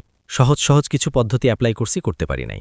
এরপর আরও কঠিন পদ্ধতি অ্যাপ্লাই করব, ওদেরকে ক্ষতি করবই, এটা আমাদের পণ। তখন ইসলাম ফকির ওদেরকে অনেক রিকোয়েস্ট করে, ছোট মানুষ ভুল করে ফেলছে। তারপরে বেশ কিছু তদবির রিচুয়ালের মাধ্যম দিয়ে এই বিষয়টা থেকে ওরা মুক্ত হয়। তাজরুল এখন সৌদি আরবে থাকে, আর হৃদয় যে ছেলেটা মাদ্রাসায় পড়তো এখন ফরিদপুর থাকে, আর অন্য দুইজন রিয়াজ এবং রমজান ওরা ওই লাহোরিয়া গ্রামেই এখনও আছে আর কি। যেভাবে লেখা আছে আমি সেভাবেই পড়ছি। আসসালামু আলাইকুম রাসেল ভাই, আমি মেঘরাজ, পেশায় একজন স্টুডেন্ট। আমার বাসা গোপালগঞ্জ শহর থেকে 7-8 কিলোমিটার দূরে। আমাদের বাসা 3 তলা বিশিষ্ট একটা বাড়ি। আর আমার দাদার বাড়িটা আমাদের বাড়ি থেকে কিছুটা দূরে। বাবা একটু নীরবতা পছন্দ করে, তাই কিছুটা দূরে এসে বাড়ি করেছে। আশ্চর্য বিষয় হচ্ছে এত বড় বাড়িতে আমি একা থাকি, কারণ আমার বাবা খুব গভীরভাবে রাজনীতির সাথে জড়িত। তাই আম্মু রাগ করে দেশের বাইরে চলে গেছে। আমাকেও নেয়ার অনেক চেষ্টা করেছে, কিন্তু আমি দেশের মায়া ত্যাগ করে কোনোভাবেই বাইরে গিয়ে থাকতে পারিনি। আমার পক্ষে সম্ভব না, তাই আমি দেশেই থেকে যাই। আর বাবা রাজনীতির কারণে মাসের বেশিরভাগ সময় গোপালগঞ্জের বাইরে থাকে, এজন্য বাড়িটাতে আমি একাই থাকি। আমি 2য় তলায় একদম প্রথম রুমকাতেই থাকি। শহর থেকে কিছুটা দূরে বাসা হওয়ায় আমাদের বাসার আশেপাশে তেমন কোনো বসতি নেই। তবে হ্যাঁ আছে, খুবই কম। এক বাড়ি থেকে আরেক বাড়িতে যেতে 5 মিনিটের মতো সময় লাগে। আমার বাড়ির আশেপাশে কাউকেই আমি চিনি না তেমন, তাই আমি দাদুর বাড়ির ওখানেই আড্ডা দিতে চাইতাম, কিন্তু আমার বাবার কড়া আদেশ, বাড়ির বাইরে যেতে পারবো না, কারণ বাবা রাজনীতির কারণে কিছু পারিবারিক শত্রু রয়েছে আমাদের। ড্রাইভার আছে, তাকে কল দিলেই আমার প্রয়োজনীয় জিনিস নিয়ে আসে, তাছাড়া রান্না করে দেওয়ার জন্য একটা খালাও আছে। এভাবে বন্দি থাকতে কার ভালো লাগে? তাই আমি রাত হলেই সাইকেল নিয়ে বেরিয়ে পড়তাম। দাদুর বাড়ির ওখানে সব পরিচিত বন্ধুর সাথে আড্ডা দিয়ে বাড়ি ফিরতে ফিরতে রাত 1টা বেজে যেত। আমাদের কাজ ছিল রাতে কোথাও বসে আড্ডা দেয়া, গল্প করা, সময় কাটানো, এই আর কি। 2021-এর ডিসেম্বর মাস, তখন শীতের সময়। আমাদের মাঝে সুবিধাবঞ্চিত মানুষদের নিয়ে কথা হয়। তখন আমরা প্ল্যান করি, রাতে এভাবে বাজে আড্ডা না দিয়ে রাস্তার পাশে যারা ঘুমিয়ে থাকে তাদের কম্বল উপহার দেব। আমাদের সময়টাও কেটে যাবে। যেহেতু বাবার একমাত্র সন্তান ছিলাম আমি, তাই আমার কোনো কিছুতেই বাবা না করতে পারত না, তাই সব খরচগুলো আমিই বহন করতাম। আমরা সবাই এমনভাবে দান করতাম, লোকটা যেন না বোঝে ওটা আমরাই দিয়েছি। তাই একজন গিয়ে লুকিয়ে কম্বলটা পাশে রেখে আসত, যাতে সে যেন না বুঝতে পারে। তারপর আমরা বকাটে ছেলেদের মতো গান গাইতে গাইতে ওনাদের সামনে দিয়ে আসতাম। ঘুমিয়ে থাকলে ঘুম ভেঙে যেত, দূর থেকে আবার লুকিয়ে দেখতাম। খুবই ভালো লাগত দৃশ্যগুলো। কিছুদিন ভালোভাবেই কাটছিল। একদিন রাতে আমরা 3 জন, আমি, আকিব, জয়, কিছু কম্বল নিয়ে ঘুরতে থাকি, কিন্তু রাস্তায় আমরা তেমন কোনো মানুষ দেখি না। আমরা সবাই একটু অবাক হই। প্রায় 20 মিনিট হাঁটার পর একজন লোককে দেখতে পাই। আমরা যেহেতু 3 জন ছিলাম, অনেক জোরে জোরে কথা বলছিলাম। ওই লোকটা কিছু শুনছে না মনে হচ্ছে, কতকাল যেন ঘুমায় না, কিন্তু লোকটা অদ্ভুত টাইপের জামা পরেছিল। জামাটা খুবই পাতলা ছিল এবং অনেক লম্বা ছিল, তাই পুরো শরীরটা ঢেলে গেছে। একটা জামাতেই পুরো শরীর ঢাকা। লোকটাও কিছুটা লম্বা ছিল, 6 ফিটের মতো হবে। আমরা ওনার মুখটা দেখতে পাই না, কিন্তু এত শীতে এতটা পাতলা জামা পরে কিভাবে আছে? ওনাকে দেখে মনে হচ্ছে ওনার একদমই শীত লাগছে না। তাই আমি আকিবকে বলি, আকিব, বল যা, তুই যা ওই লোকটাকে কম্বল দিয়ে আয়। আকিব লোকটাকে কম্বল দিয়ে খুব স্বাভাবিকভাবেই ফিরে আসলো। লোকটা যেহেতু ঘুমিয়েছিল, তাই ভাবলাম একটু দূর থেকে গান গাইতে গাইতে যাব ওনার সামনে দিয়ে। তাই প্ল্যান মতো আমরাও একটু দূরে গিয়ে আবার গান গাইতে গাইতে আসি। লোকটার অনেক কাছে চলে আসি একটা সময়, তবুও তার ঘুম ভাঙছে না। আমি বলি আরও জোরে গান গাইতে। লোকটা খুব বিরক্তি নিয়ে ঘুম থেকে উঠে আমাদের দিকে তাকিয়ে থাকে। আমরা ভালো করে লক্ষ্য করি, তার চোখটা ভয়ঙ্কর লাল। এমন লাল চোখ জীবনেও দেখিনি। ওনার চোখের দিকে আমরা কেউ তাকিয়ে থাকতে পারলাম না। আমাদের সবার আওয়াজ যেন থেমে গেল। মনে হচ্ছে পুরো এলাকায় নীরব হয়ে গেছে। আমরা একজন আরেকজনের চোখের দিকে তাকিয়ে দিলাম এক দৌড়। এক দৌড়ে চলে আসলাম আকিবের বাসার কাছে। সব কম্বলগুলোই রয়ে গেল, কিন্তু সেদিন আর যাওয়ার সাহস পাইনি। তাই সবাই বাসার দিকে রওনা দেই। যেহেতু আমার বাসাটা অনেক দূরে, তাই আমার কিছুটা ভয় লাগছিল। তবুও আমি ভাবলাম, এগুলো আমার সাথে কিছু হবে না, হলে আরও আগে হতে পারত। আমি তো বাসায় একা থাকি। আকিবের বাসায় গিয়ে সাইকেল নিয়ে রওনা হলাম, বাসা দিকে যাচ্ছি। খুব ভয়ে ভয়ে সাইকেল চালিয়ে যাচ্ছি। আমার রাস্তাটার একটু বর্ণনা দেই। আকিবের বাসা থেকে আমার বাসা প্রায় 1.5 কিলোমিটারের রাস্তা। ওদের ওখান থেকে আসতে ভালোই বসতবাড়ি আছে। অর্ধেক রাস্তা আসার পর একটা 3 মাথার মোড়, কিন্তু মোড়ে অনেক রাত পর্যন্ত দোকান খোলা থাকে। 12টা-1টা পর্যন্ত কোনো ব্যাপারই না। আবার আমার বাসাতে ঢোকার আগে 1 মিনিট আগে সব জায়গা ফাঁকা। আমাদের বাসার পেছনের দিকটাও বিল, আর বিলে কোনো বসতি নেই। আমি কোনোভাবে ওই 3 মাথার মোড়ে এসে পড়ি। ওখানে সব দোকানের সামনে লাইট ছিল, কিন্তু দোকান একটাও খোলা ছিল না। 3 মাথার রাস্তাটা পার হতেই আমার শরীরটা অনেক ভারী হয়ে যায়। আমার খুব জোরে ঘুম পাচ্ছে মনে হয়। রাস্তার ওপরেই ঘুমিয়ে পড়ি। কোনো মতে অনেক ক্লান্ত শরীর নিয়ে তারপরেও একসময় রুমে এসে বসি, কিন্তু আমার মন থেকে ওই লাল চোখ দূরে যেন যাচ্ছেই না। খুব খারাপ লাগছিল এগুলো ভাবতে ভাবতে। কখন যে ঘুমিয়ে পড়েছিলাম মনে নেই। ঘুম ভাঙল আজানের শব্দে। ঘুম ভাঙলে দেখি আমার শরীরে প্রচণ্ড ব্যথা। কিসের ব্যথা আমি জানি না, তবে খুব স্বাভাবিকভাবেই নিলাম। রাতে কি যেন একটা স্বপ্ন দেখেছি, কিন্তু মনে করতে পারছি না। আমি আবার ঘুমানোর চেষ্টা করলাম। সকালের খালা রান্না করতে আসছে। ওনার ডাকে ঘুম ভাঙছে। উঠে দেখি 10টা বাজে। আমি সাধারণত 9টার মধ্যে উঠে পড়ি, কিন্তু ব্যথাটাও চলে গেছে এই ভেবে খুব আনন্দ পাই। আর রাতে সেই লাল চোখের লোকটার কথাও সম্পূর্ণ ভুলে গেছি। আমি উঠে ফ্রেশ হয়ে চলে যাই নাস্তা করতে। এমন সময় খালার ডাক। আমার রুম থেকেই ডাকছে খালা। আমি দৌড়ে ওপরে গেলাম। দেখলাম রুমের দরজার সামনে। এসে খালাকে জিজ্ঞাসা করি, কি হয়েছে খালা? তোমার বিছানায় এত ময়লা আবর্জনা কে রাখল? কই দেখি। দরজা থেকে বিছানার দিকে এগিয়ে এসে যা দেখি তা আমার একদমই বিশ্বাস হচ্ছিল না। আমি দেখি কিছু অদ্ভুত টাইপের মাটি, যা আমি ওই লাল চোখের লোকটার জামাতে দেখি। আমি চমকে যাই। আমি বলি, এগুলো আমি রাখিনি, কি করে আসলো আমার রুমে? খালা বলে সে নাকি জানে না। খালাকেও কিছু বলতে পারছি না, কারণ বাবাকে বলে দেবে, খুব বকা দেবে বাবা তাহলে আমাকে। তাড়াতাড়ি করে ফোনটা নিয়ে আকিবকে কল করি। আকিব কলটা ধরে ফেলে এবং তারপরে আমার কলের জন্য যেন সে অপেক্ষা করছিল।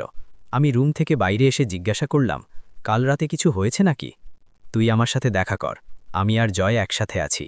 কিন্তু আমার তো বাইরে যাওয়া নিষেধ। আচ্ছা, আমরা আসছি, বলেই কলটা কেটে দিল। আমি ভয় পেলাম, ভাবতে লাগলাম কি এমন হয়েছে যে এখনই দেখা করবে। সব প্রশ্নের উত্তর ওরা আসলেই জানতে পারব, এজন্য অপেক্ষা করতে লাগলাম। কিছুক্ষণ পর ওরা আসলে খুব তাড়াহুড়ো করে ঘরে ঢুকল। আমি বললাম, কি হয়েছে রে, এমন হাঁপাচ্ছিস কেন? আকিব বলল, একটু পানি খেতাম। আমি ওকে পানি খেতে দিতে বলি। বল এবার। এক নিঃশ্বাসে পানি খেয়ে বলতে লাগল, কাল যখন বাসায় যাই সবকিছু স্বাভাবিক ছিল। আমি খুব ক্লান্ত ছিলাম, তাই ফোনটা চার্জে দিয়ে বিছানায় শুয়ে পড়ি। রাত 9:30 হবে। কিছু সময় পর আমার ঘরের চালে খুব জোরে জোরে ঢিল ছোড়ার শব্দে ঘুম ভেঙে যায়। ওদের ঘরটা ইটের ছিল, কিন্তু ওপরে টিনের চাল। তখন বাইরে এসে দেখি গা ছমছম পরিবেশ, আশেপাশে সবকিছু নীরব এবং খুব অন্ধকার। ভাবলাম কারেন্ট চলে গেছে, এই জন্য হয়তো অন্ধকার। তাই কিছুটা বিরক্তি নিয়েই আবার রুমে ফিরে আসি। মনে মনে ভাবতে লাগলাম, কে ঢিল ছুড়বে এখানে? এমন সময় মনে হলো পাশের রুমে বাবা মা কিছু টের পেল না। ভয়ে ভয়ে আবার শুয়ে পড়লাম, কিন্তু মনে হলো আমার রুমের আশেপাশে কেউ আছে। আমি স্পষ্ট পায়ের আওয়াজ শুনছি। এভাবে প্রায় 1 ঘন্টা ভয়ে ভয়ে ছিলাম। তারপর কখন ঘুমিয়ে গেছি জানি না। রাতে একটা অদ্ভুত স্বপ্ন দেখি, কে যেন ঘুমিয়ে আছে, খুব গভীর ঘুমে ঘুমাচ্ছে। অনেকেই তাকে জাগানোর চেষ্টা করছে, কিন্তু তার ঘুম ভাঙছে না। আমি অনেক কান্না করি, কারণ আমার পরিচিত কেউই এমন ঘুমিয়ে আছে। আমার ঘুম ভেঙে যায়। দেখি আমি সত্যিই কান্না করছি, আমার চোখ বেয়ে পানি পড়ছে। কিন্তু কার জন্য কান্না করি মনে করার চেষ্টা করি, কিছুতেই পারি না।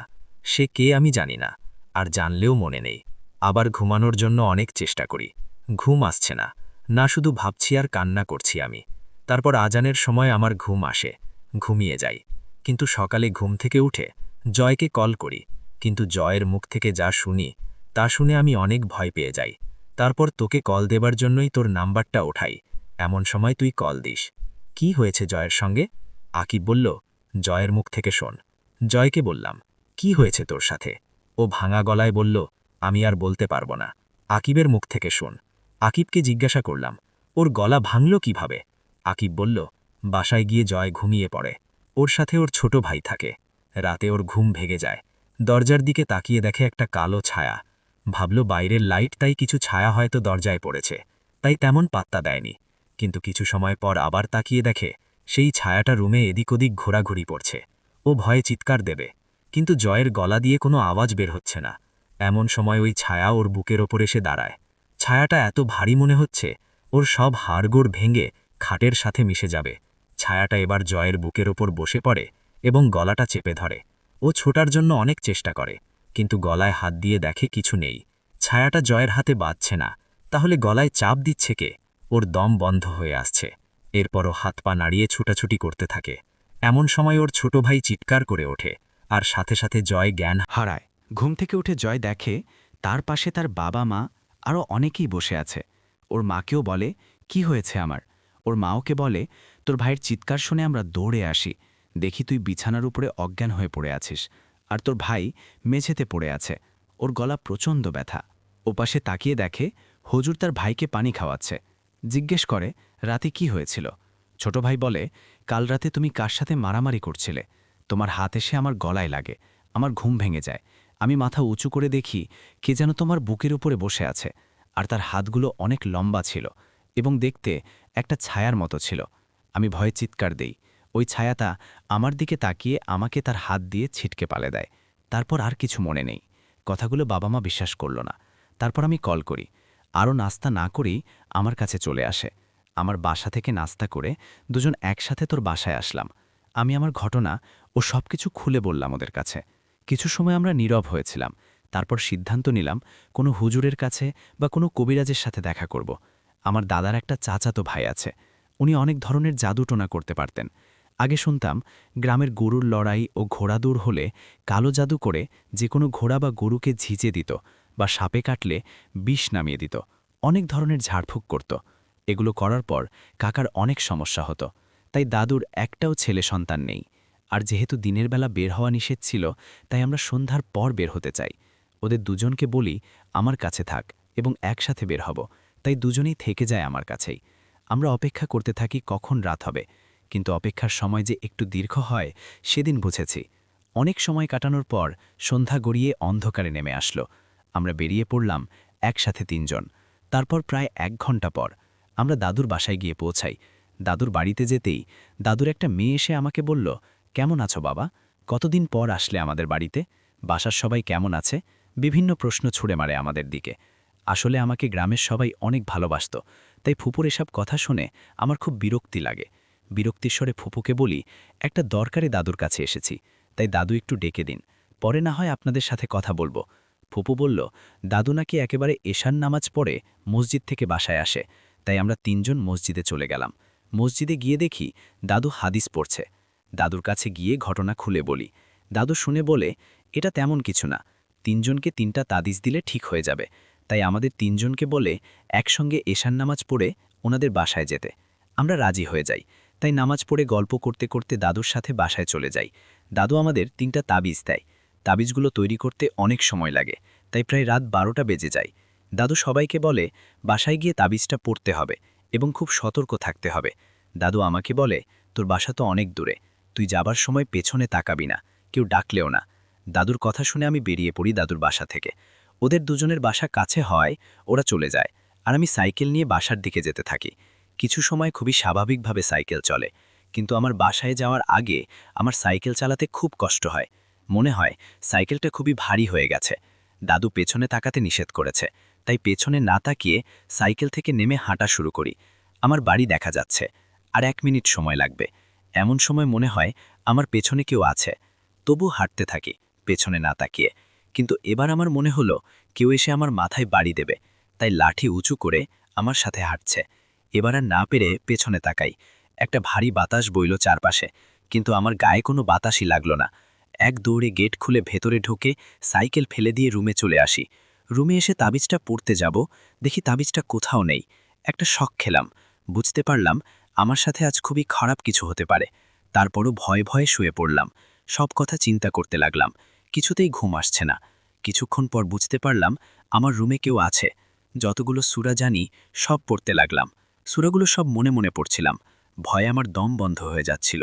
মনে হচ্ছে এটাই আমার জন্য শেষ রাত। আমি ভাবছি, কেন আমি অজ্ঞান হচ্ছি না? অজ্ঞান হলে মনে হয় বেঁচে যাব। এসব ভাবতে ভাবতে আমার রুমের ভেতরে একসময় তীব্র বাজে গন্ধ পাই। আমার দম বন্ধ হয়ে যাচ্ছে। আমি কিছুতেই ভাবতে পারছি না। চিৎকার করেও কোনো লাভ নেই। আমার আওয়াজে বাসার বাইরে কেউ বের হবে না। কিছু সময় পর সবকিছু আবার নীরব হয়ে যায়। আমার মনে হয় আমি বেঁচে গেছি, কিন্তু গন্ধটা এখনও পাচ্ছি। আবার এই গন্ধটা একটু হালকা মনে হচ্ছে। নিচে কি যেন ভাঙার শব্দে আমি কেঁপে উঠি, আর সইতে পারছিলাম না। তাই কিছুটা সাহস করে জিজ্ঞেস করি, কে কে ওখানে? কিন্তু এবার আমি স্পষ্ট কারো হাসির শব্দ শুনতে পাই, কিন্তু অনেক দূরে মনে হচ্ছে শব্দটা। আমি আর পারছিলাম না এগুলো নিতে। অনেক কান্না করি আমি। কতটা সময় আমি কান্না করেছি আমি জানি না। একটা সময় পর হাসি আবার থেমে যায়, সবকিছু নীরব হয়ে যায়, কিন্তু ভয় আমার শরীরে বাসা বেঁধে আছে। ভয় ভয়ে অনেক সময় শুয়ে থাকার পর কখন ঘুমিয়ে গেছি মনে নেই। ঘুমানোর পর আমি একটা অদ্ভুত স্বপ্ন দেখি। আমার অবয়ব শুধু ছায়া, যার কোনো শরীর নেই এবং ছায়া আছে। সে বলছে, কেন আমার ঘুম ভাঙা নেই? এ বলে অনেক ভয়ঙ্করভাবে হাসতে থাকে। আমি স্বপ্নে তার কাছে মাপ চাওয়ার চেষ্টা করি, কিন্তু ভয়ে আমি তার সামনে কথা বলতে পারি না। সে এবার খুব জোরে রাগান্বিত কণ্ঠে আমাকে বলে, কেন আমার ঘুম ভাঙালি? এত জোরে আমাকে সে বলে আমার ঘুমটা ভেঙে যায়, এবং আমার মনে হলো এটা স্বপ্ন ছিল না। আমার রুমেই কেউ একজন আছে এবং সে আমাকে বলছে, কিন্তু কিছু আমি বুঝতে পারছি না। এটা আসলেই স্বপ্ন নাকি আমার মাথায় আসছে না। তখন আমি একপাশ শুয়ে শুয়েছিলাম, কিন্তু আমার মনে হলো অন্য পাশে কেউ আছে। জি না, অন্য পাশে তাকিয়ে দেখি যা দেখি তা দেখার জন্য আমি মোটেও প্রস্তুত ছিলাম না। এমন ঘটনা যেন আর কারো সাথে না ঘটে, এই দোয়াই করি। আমার মতো যারা ভাবে, যদি কখনো আমার সামনে কেউ আসতো, আমি যদি একটু দেখতে পারতাম, তার সাথে যদি একটু কথা বলতে পারতাম, এগুলো যারা ভাবে তাদের বলবো, এসব ভাববেন না দয়া করে। এর থেকে দোয়া করবেন এমন কিছু যেন দেখতে না হয়, তাহলে আপনার যে সাহসটুকু আছে সারা জীবনের জন্য আপনি হারিয়ে ফেলবেন। আমি মাথাটা ঘুরিয়ে যখন অন্য পাশে তাকাই, তখন দেখি আমার পাশে কেউ শুয়ে আছে, সাদা কাপড় পরা, কাফনের কাপড়ই হবে, এবং মুখটা খুবই কালো। এমন কালো মনে হচ্ছে মেকআপ করে মুখ কালো বানিয়েছে এবং আমার দিকে তাকিয়ে শুয়ে আছে। মুখে খুবই ভয়ঙ্কর হাসি এবং তার চোখ দুটো রক্তের মতো লাল। দেখে আর নিজেকে ধরে রাখতে পারেনি। আমার গলায় যতটুকু জোর ছিল তাই দিয়ে সবাইকে ডাকি, চিৎকার করে জ্ঞান হারাই। পরের দিন ঘুম ভাঙতেই দেখি আমার পাশে অনেক মানুষ। আমার বাবাও আছে, খালাও আছে। খালা আমাকে জিজ্ঞেস করলেন, কি হয়েছিল তোমার? আজ 3 দিন তুমি অজ্ঞান হয়ে আছো। বাকি ঘটনাটা খালার মুখ থেকে শোনা। খালা বলল, আমি সকালে এসে দেখি তোমার রুমের সবকিছু ওলটপালট হয়ে আছে। রুমে এসে দেখি তুমি খাট থেকে নিচে ঘুমিয়ে আছো। আমি তাড়াতাড়ি ড্রাইভারকে কল করে আসতে বলি এবং হাসপাতালে নিয়ে তোমার বাবাকে কল দেই, কিন্তু ডক্টর বলে না, আবার জীবিতও বলে না। 2 দিন অনেক চিকিৎসা করার পর কাল তোমার দাদা তোমাকে দেখতে আসে এবং বাসায় নিয়ে যেতে বলে। তোমাকে বাসায় নিয়ে আসি। তোমার দাদু গহরডাঙ্গা মাদ্রাসা থেকে বড় হুজুরকে নিয়ে আসে। হুজুর তোমাকে দেখেই বলে, এটা খারাপ জিন। ঘুম ভাঙিয়ে তাকে রাগিয়ে দিয়েছ, তাই সে প্রতিশোধ নিয়েছে, তোমাকে ঘুম পাড়িয়ে রেখেছে, যাতে ঘুমের ভেতরেই তোমার মৃত্যু হয়। হুজুর তাড়াতাড়ি কিছু আগরবাতি, মোমবাতি, গোলাপ জল এবং কিছুটা কাফনের কাপড় আনতে বলে। এরপর তোমার রুমে কাপড়টা বিছিয়ে দিয়ে মোমবাতিগুলো গোল করে রাখে এবং সাথে কয়েকটা আগরবাতি জ্বালিয়ে দেয়। সেই বৃত্তের মাঝে তোমাকে বসিয়ে মোমবাতি জ্বালিয়ে সব লাইট বন্ধ করে দেয়া হয়। এমন সময় তোমার বাবা চলে আসে। তোমার বাবা খুব রেগে যায়। এসব করতে দেবে না বলে হুজুরকে বেরিয়ে যেতে বলে এবং ড্রাইভারকে গাড়ি বের করতে বলে তোমাকে হসপিটালে নেয়ার জন্য। তোমার দাদু তোমার বাবাকে ধমক দিয়ে বসতে বলে, আর তোমার বাবা আর কিছু না বলে বেরিয়ে যায়। হুজুর রুম থেকে সবাইকে বেরিয়ে যেতে বলে, আমি আর তোমার দাদুকে থাকতে বলে। সব লাইট বন্ধ করে দিয়ে আমাদের বলে কেউ যেন ভয় না পায় এবং চোখ বন্ধ করে থাকতে বলে। না বলা পর্যন্ত আমরা যেন চোখ না খুলি। হুজুর মনে মনে কি যেন সূরা পড়ছিল, যে সূরাগুলো আমি আগে কখনো শুনিনি। কিছু সময় পর মনে হলো আশেপাশে অনেক বাতাস হচ্ছে। মনে হচ্ছে বিল্ডিংয়ের ভেতরেই বাতাস হচ্ছে। আমাদের রুমটা বাদে সব জায়গা বাতাসের শব্দে ভেসে আসছে। কত সময় এমন চলে গেছে ঠিক বলতে পারবো না। মনে হচ্ছে তুমি কষ্ট করেই কথা বলছো, কিন্তু একটা সময় আবার সব কিছু নীরব হয়ে যায়। তুমি কথা বলে ওঠো, কিন্তু গলাটা অনেক মোটা। মনে হচ্ছে তুমি খুব কষ্ট করেই কথা বলছো। ভয়েসটা তোমারই ছিল, কিন্তু মোটা করে কথা বলছো। প্রথমেই তুমি বললে, আমাকে ডেকেছ কেন? হুজুর বলল, তোমার নাম কি? কি চাও? তোমার কি ক্ষতি করেছে? কেন ওকে কষ্ট দিচ্ছ? তখন তুমি সেই মোটা কণ্ঠে আবার বলতে শুরু করো, তার বাবা মা তাকে তার বাড়ি থেকে বের করে দিয়েছে। এই কারণে সে কবরস্থানের পাশে শুয়েছিল এবং সে অনেক দিন ঘুমায় না। বাবা মা এক কষ্টে ঘুমাতে পারে না।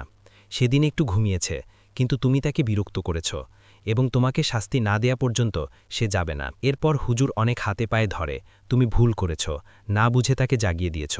দীর্ঘ 1 ঘন্টা ধরে অনেক চেষ্টার পর জিনটা যেতে রাজি হয়, তবে একটা শর্ত দিয়ে যায়। শর্তটা এমন যে তাকে থাকার জন্য একটা জায়গা দিতে হবে এবং সেখানে কেউ যেন না আসে। সে একটা গাছের কথা বলে। গাছটা অনেক পুরনো, যে গাছটা তাকে দিতে হবে এবং গাছটা কখনো কাটা যাবে না। তার কথা মেনে নিলে সে চলে যাবে। তাই হুজুর রাজি হয়ে যায়। তারপর রুমটা কেবল একটু নীরব হয়ে যায় এবং সুগন্ধি ছড়িয়ে পড়ে এবং তুমি ফ্লোরের উপরে পড়ে যাও। আর স্পষ্ট শুনে হুজুর আমাদের চোখ খুলতে বলে এবং তোমাকে নিয়ে যেতে বলে। আমি দেখলাম মোমবাতিগুলো প্রায় শেষ এবং আগরবাতি নিভে গেছে, কিন্তু আমার মনে হলো 4-5 মিনিটের মধ্যে মোমবাতি শেষ হয়ে যাবে। জানি না কি হয়েছে, এসব না ভেবে তোমাকে রুমে নিয়ে যায় এবং হুজুর পানি পড়ে তোমার গায়ে ছিটিয়ে দেয় আর বলে সকালে জ্ঞান ফিরবে। আমরা সবাই সকালের জন্য অপেক্ষা করি। সকাল হলেই সবাই তোমার রুমে এসে তোমার জ্ঞান ফেরার অপেক্ষা করি। আর মাত্র তোমার জ্ঞান ফিরল, কিন্তু আমার তো মনে হচ্ছে আমি কাল রাতে ঘুমিয়েছি আর ঘটনাগুলো কাল রাতের।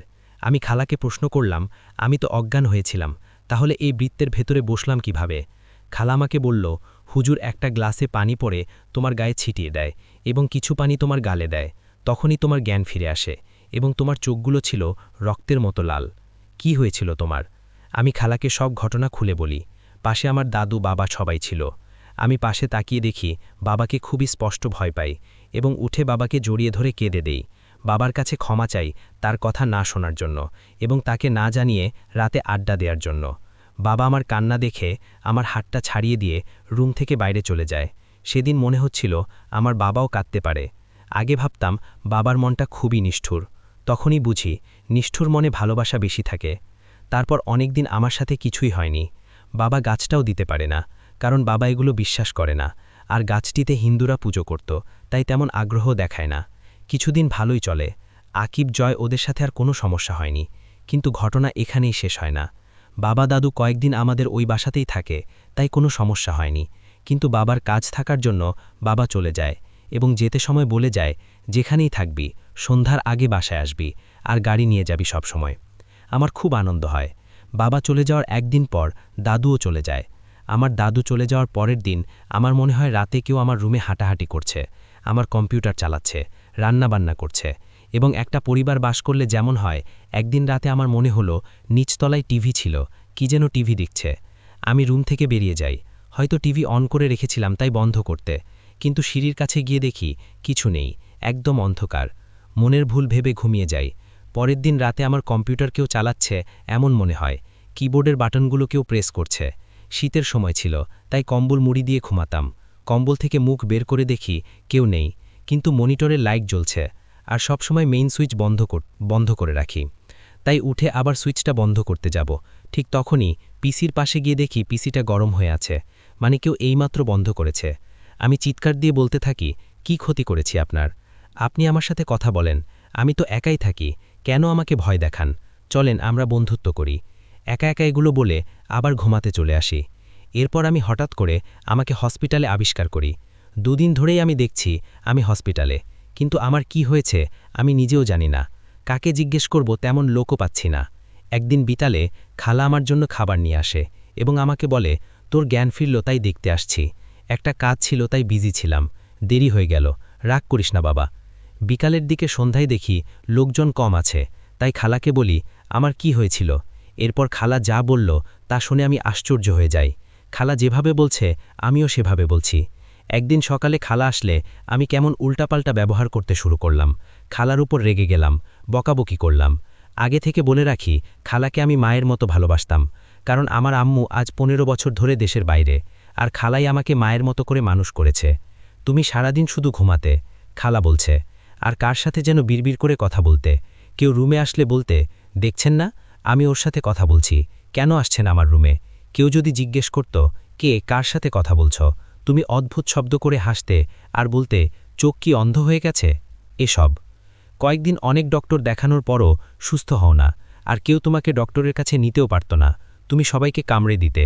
তাই হসপিটালে নিলে তোমাকে অজ্ঞান করা ইনজেকশন দিয়ে রাখত। তোমার বাবা একদিন তোমাকে ঢাকায় নেয়ার সিদ্ধান্ত নেয়, কিন্তু অনেক টাকা পয়সা খরচ হবে দেখে তোমার বাবা বলে, আবার একটু হুজুর দেখাই। আমাকেও একটা চেষ্টা করতে দেয়। তখন সেই হুজুরকে আবার নিয়ে আসে, তোমাকে ওই বাড়িতে নিয়ে যায়। তখন হুজুর এসে এই রাতটা তাকে দিতে বলে এবং কাল সব জানাবে বলে চলে যায়। পরের দিন বিকেল হয়ে যায়, তোমার হুজুর আসে না, ফোনও ধরে না। তখন তোমার বাবা তোমার দাদুকে বলে, এসব করে শুধু শুধু ছেলেটাকে কষ্ট দিচ্ছি, কাল আমি কারো কথা শুনব না, ওকে নিয়ে ঢাকায় যাব। কিন্তু ওই রাতেই হুজুর আসে এবং সাথে করে একটা লোককে নিয়ে আসে। লোকটার কি একটা আতর ব্যবহার করে, যার সুগন্ধ অনেক বেশি, এবং গন্ধটা পেয়ে তোমার দাদু হুজুরকে বলে, সঙ্গে কে মেহমান? বলেই হুজুর তোমার রুমে আসে। জিনের কথা না শোনায় সে আপনাদের বাড়িতেই থাকার সিদ্ধান্ত নিয়েছে এবং আপনার ছেলেকে তার বন্ধু বানিয়ে নিয়েছে, কারণ আপনার ছেলে তাকে বলেছে বন্ধু হতে।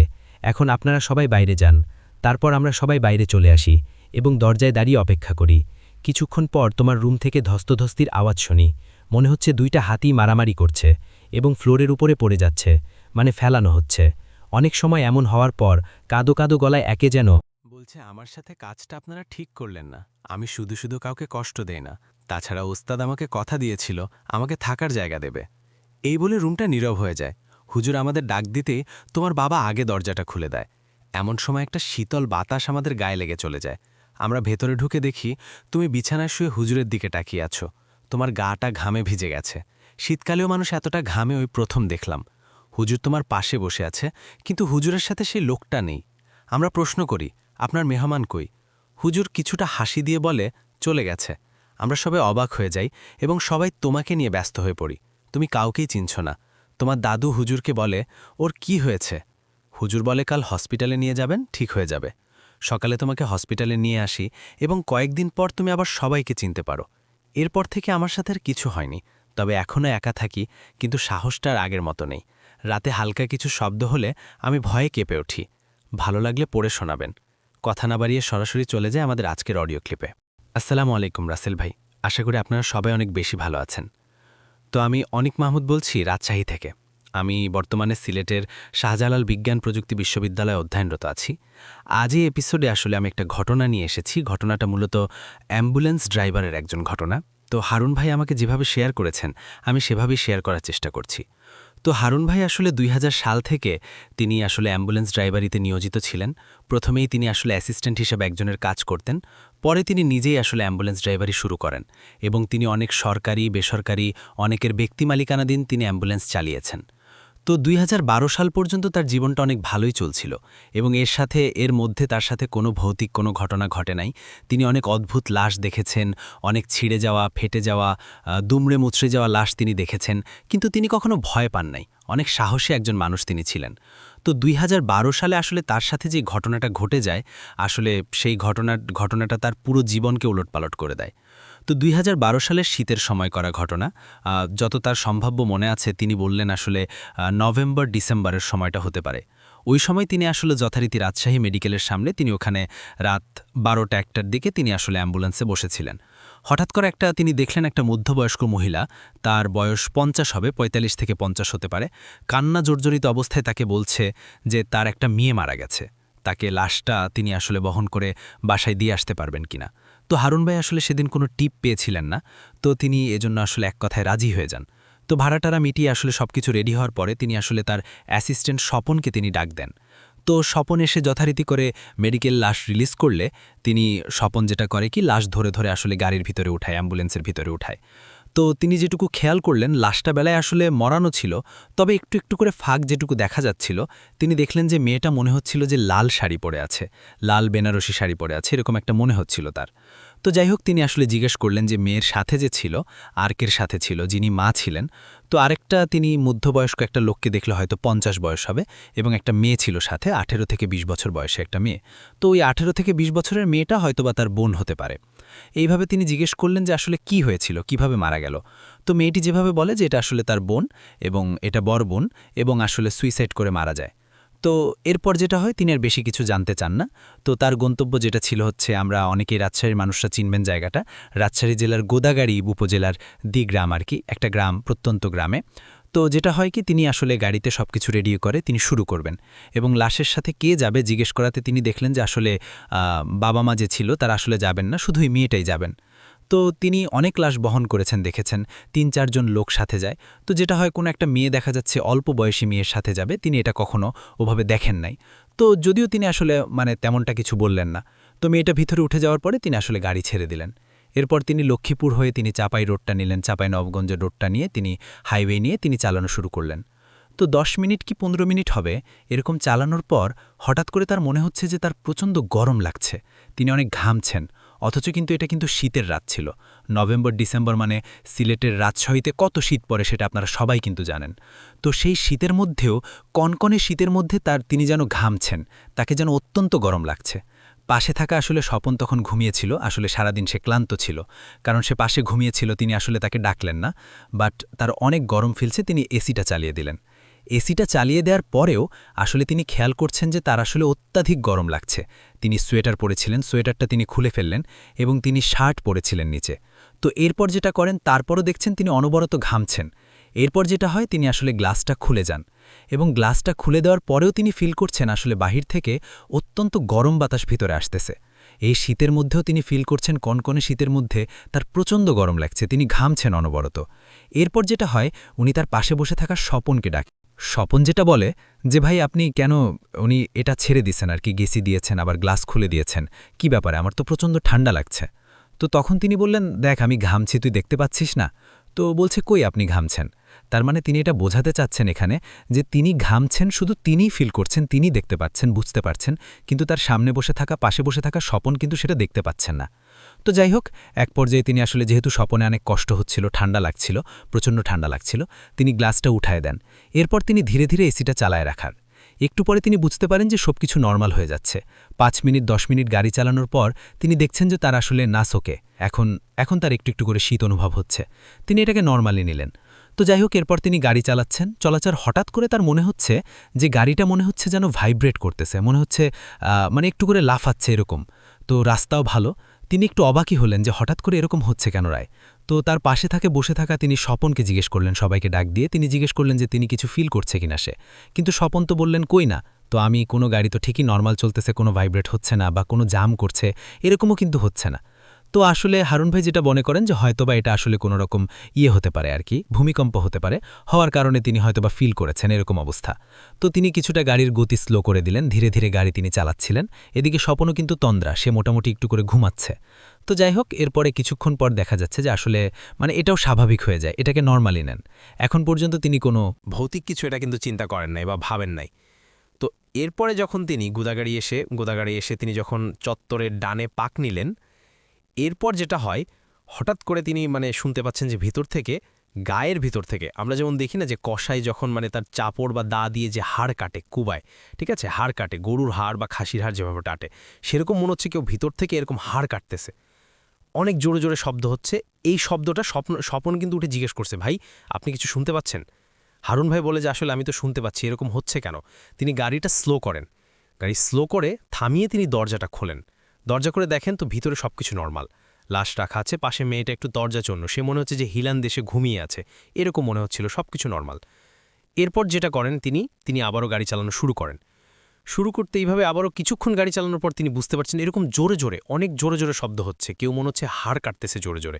তো এইবারও তিনি আসলে গাড়ি থামিয়ে আবার পিছনে এসে দেখতে যে না, সব কিছু আসলে নর্মাল, কোনো কিছুই নাই ভিতরে, তিনি কিছুই করতে পারছে না। এইবার তিনি আসলে এটাকে স্বাভাবিকভাবেই নিলেন। এরপরে 2 থেকে 3 থেকে 4বারের হয়েছে। প্রত্যেকবার হওয়ার পরে আসলে তারা দুজনই আসলে একটু ভয় পেয়েছে যে আসলে এরকম হচ্ছে কেন। 4বারের বেলায় এসে তিনি আসলে মেয়েটাকে ডাকে জাগায়। স্বপন মেয়েটাকে জাগিয়ে তুলে তাকে জিজ্ঞেস করেন যে এরকম এরকম হচ্ছে। তো তিনি মেয়েটা বলে যে কই না, তো আমি তো কিছু শুনতে পাই না, তো ঘুমিয়েছিলাম, এরকম কোনো কিছু আমি প্রেম করি নাই। তো যাই হোক, এরপর যেটা হয়, ওনারা গাড়ি চালানো শুরু করেন। তো গাড়ি চালাতে চালাতে এবার হারুন ভাই যেটা ফিল করছেন, মনে হচ্ছে যে স্লো হয়ে যাচ্ছে, অনেক ভারী হয়ে যাচ্ছে, গাড়ি চলতেছে না, ঠিক আছে। তো ওকে জিজ্ঞেস করলেন, স্বপনকে ভাই জিজ্ঞেস করলেন, দেখতো যে পিছনে কিছু হয়েছে কিনা, বা গাড়ির চাকা কি লিক হয়ে গেল নাকি, পামচার হয়ে গেল নাকি। তো স্বপন নেমে 4টা চাকায় চেক করে দেখতেছে না, সব কিছু ওকে নর্মাল, ঠিক আছে। তবে গাড়ি এত ভারী হচ্ছে কেন বা স্লো যাচ্ছে কেন, তিনি যতই গতি দেওয়ার চেষ্টা করছেন কিন্তু গতি উঠতেছে না। তারা কিন্তু এই পর্যায়ে কিন্তু অনেক বেশি ভয় পেয়ে গেছেন, কিন্তু আসলে এটাকে নর্মালি নেওয়ার আর কিন্তু সময় তাদের ছিল না, তার ভাবারও কোনো সুযোগ ছিল না, তারা কিন্তু অলরেডি ভয় পাচ্ছেনই। আবার গাড়ি চালাতে শুরু করলেন। তো গাড়ি চালাতে এখন আমরা অনেকেই জানি কিন্তু যে ওই রাস্তাটা আসলে অনেক নির্জন রাস্তা, ওই রাস্তার চারপাশে গাছালি এবং পাশে কিন্তু অনেক মাঠ ক্ষেত আর কি। তো ওই দেখুন, তখন হয়তোবা আনুমানিক 2টা-2:30 বাজে। ওই সময়টা আসলে ভাই উনি মানুষজন ওখানে থাকার কোনো প্রশ্নই ওঠে না, রাস্তায় কোনো মানুষজন নাই, কোনো একটা গাড়ি নাই, একদম শ্মশান মতো, একদম নিরিবিলি, একটা পাখির বা ঝিঝি পোকার কোনো ডাকও নাই, এত নিরিবিলি শব্দ আর কি, অবস্থা আর কি। তো তিনি আবারও গাড়ি চালানো শুরু করলেন। তো শুরু করতে হঠাৎ করে তিনি সামনে হেডলাইটের আলোতে দেখতে পেলেন যে সামনে কোনো একটা মোড়ে একটা মেয়ে একদম লাল বেনারসি শাড়ি পরে হাত ইশারা করে তাকে গাড়ি থামানোর ইশারা করতেছে। এই পর্যায়ে আসলে হারুন ভাই স্বপনকে জিজ্ঞেস করলো যে তুই কিছু দেখতে পাচ্ছিস? তো স্বপন বলল যে ভাই একটা তো মেয়েকে দেখছি, এরকম এত রাতের বেলা, তখন 2:30 বাজে আর কি, 2টা-2:30 বাজে। এই সময় আসলে কোনো মানুষ না, কিছু না, এই সময় একটা মেয়ে শাড়ি পরি অবস্থায় মনে হচ্ছে সে বিয়ের কোণে, এরকম সে যে সে কী করছে বা কোথায় যাবে এরকম কিছু। তো ভাই তখন স্বপন বলল, ভাই হয়তো বা কোনো বিপদেও পড়তে পারে, আপনি গাড়িটা থামান। তো কাছে এসে গাড়িটা তিনি থামালেন। থামিয়ে গ্লাস নামায় দেওয়ার পরে স্বপন জিজ্ঞেস করলো যে আসলে তিনি কি করতে, কোথায় যাবেন বা কি অবস্থা। তো মেয়েটা খুব করজোর অনুরোধ করে বলল যে তাকে সামনে নামাই দেওয়ার জন্য, তার এখন বিয়েই, তাকে বিয়েতে পৌঁছাতে হবে, অ্যাটেন্ড করতে হবে তার বিয়ে, এবং তাকে যেতে হবে, তারা কি পারবেন কিনা একটু সামনে নামিয়ে দিতে। তো আসলে স্বপন বা হারুন ভাই তখন বলল যে আসলে এত রাত আপনি কোথায় পেতে যাবেন বা ভালো কি মন্দ, আর আমাদের সামনে তো সিট নাই, আর আপনি মেয়ে মানুষ, আপনি চাইলে পিছনে বসতে পারেন, পিছনে একটা লাশ আছে এবং সাথে একটা মেয়ে আছে, আপনারা বসতে পারেন, এই আর কি। তো মেয়েটা এক কথায় রাজি হয়ে যায়। তো স্বপন তখন দরজা খুলে দিয়ে দেন অ্যাম্বুলেন্সের ভিতরে। তখন স্বপন দেখল যে আসলে মেয়েটা ঘুমিয়ে আছে। তো পাশে উঠে আসলে মেয়েটা বসে গেল। তো এরপর যেটা হয়, তিনি গাড়ি চালানো শুরু করেন। গাড়ি চালাতে হয়তোবা 2-3 মিনিট গাড়ি চালাইছেন। হঠাৎ করে তার দুজনেই ফিল করতে পারছেন যে গাড়ির মধ্যে যেন ভূমিকম্প হয়ে যাচ্ছে, মনে হচ্ছে কেউ যেন খুব মারামারি ধস্তাধস্তি করতেছে। তারা তো এমনিতেই অলরেডি ভয় পেয়ে আছেন, তাদের মধ্যে একটা ঘটকা আছে যে আসলে এত রাতে কোথায় বিয়ে হয়, তারা প্রচণ্ড ভয় পেয়ে আছেন, কিন্তু তারা আসলে ভয় সেটা প্রকাশও করতে পারছেন না, এমন একটা অবস্থা। কারণ তাদেরকে লাশ কিন্তু অ্যাম্বুলেন্স চালাতেই হবে, লাশটাকে দেখেই আসতে হবে, তাই না, মাঝপথে তো ছেড়ে পালাতে পারেন না। তো যাই হোক, তিনি স্বপন তারা দুজনে আসলে পিছনে নেমে আসলে সাহস পাচ্ছেন না, এমন একটা অবস্থা। তো তারপর আসলে পিছনে এসে দেখেন যে মেয়েটা আসলে বসে আছে, কোণে এসে বসেই আছে, পাশে যে মেয়েটা ছিল ডেড বডির সাথে, সে মেয়েটা আসলে ঘুমিয়ে আছে। তো এরপর যেটা হয়, ওই মেয়েটা জিজ্ঞেস করে যে হাসি মুখে যে আপনার গাড়ি থামালেন কেন, কি হইছে? তো বলেছে, তখন তিনি আসলে হারুন ভাই বললেন যে আসলে ভিতর থেকে এমন অনেক শব্দ হচ্ছে, অনেক ধস্তাধস্তি হচ্ছে, আপনি মানে কি অবস্থা, আপনি কি করছেন? তো কই না, তো আমি তো একদম চুপচাপ বসেছি, আপনার কথা, আপনাদের মাথাটা ঠিক আছে তো, এরকমভাবে বলছেন। তো ভাই একটু লজ্জায় পেলেন, হয়তোবা তিনি ভাবছেন হয়তো তার হ্যালুসিনেশন হতে পারে, এর মধ্যে তিনি এত কিছু ফেস করেছেন, এর মধ্যে জাস্ট অ্যাম্বুলেন্সের ভিতর হয়তোবা তার কি সব কিছুই এটাকে আসলে হ্যালুসিনেশন, এটাই তিনি বুঝতে পারছেন। আর হ্যালুসিনেশন হলে তো একজন হবে, দুজনের কি হ্যালুসিনেশন হয়? তো তারা দুজনে আসলে একটু লজ্জায় পাইছেন যে আসলে এভাবে আমাকে মেয়েটা বলার। গাড়ি শুরু করে, শুরু হতে আবার ওরকম ধস্তাধস্তি, মনে হচ্ছে যে গাড়িটাকে উল্টে ফেলবেন, এরকম গাড়িটা এক পাশে মানে লাচ্ছিল, এরকম একটা অবস্থা। উনি মানে অ্যাক্সিডেন্ট করে ফেলতে হার্ড ব্রেক মারছেন, তিনি একদম প্রায় তার সামনের গ্লাসের কাছে চলে গেছেন, একটা এমন অবস্থায়। তো তিনি যেটা করেন যে বেরিয়ে আসেন, বেরিয়ে এসে তিনি আবার দেখেন সব কিছু নর্মাল।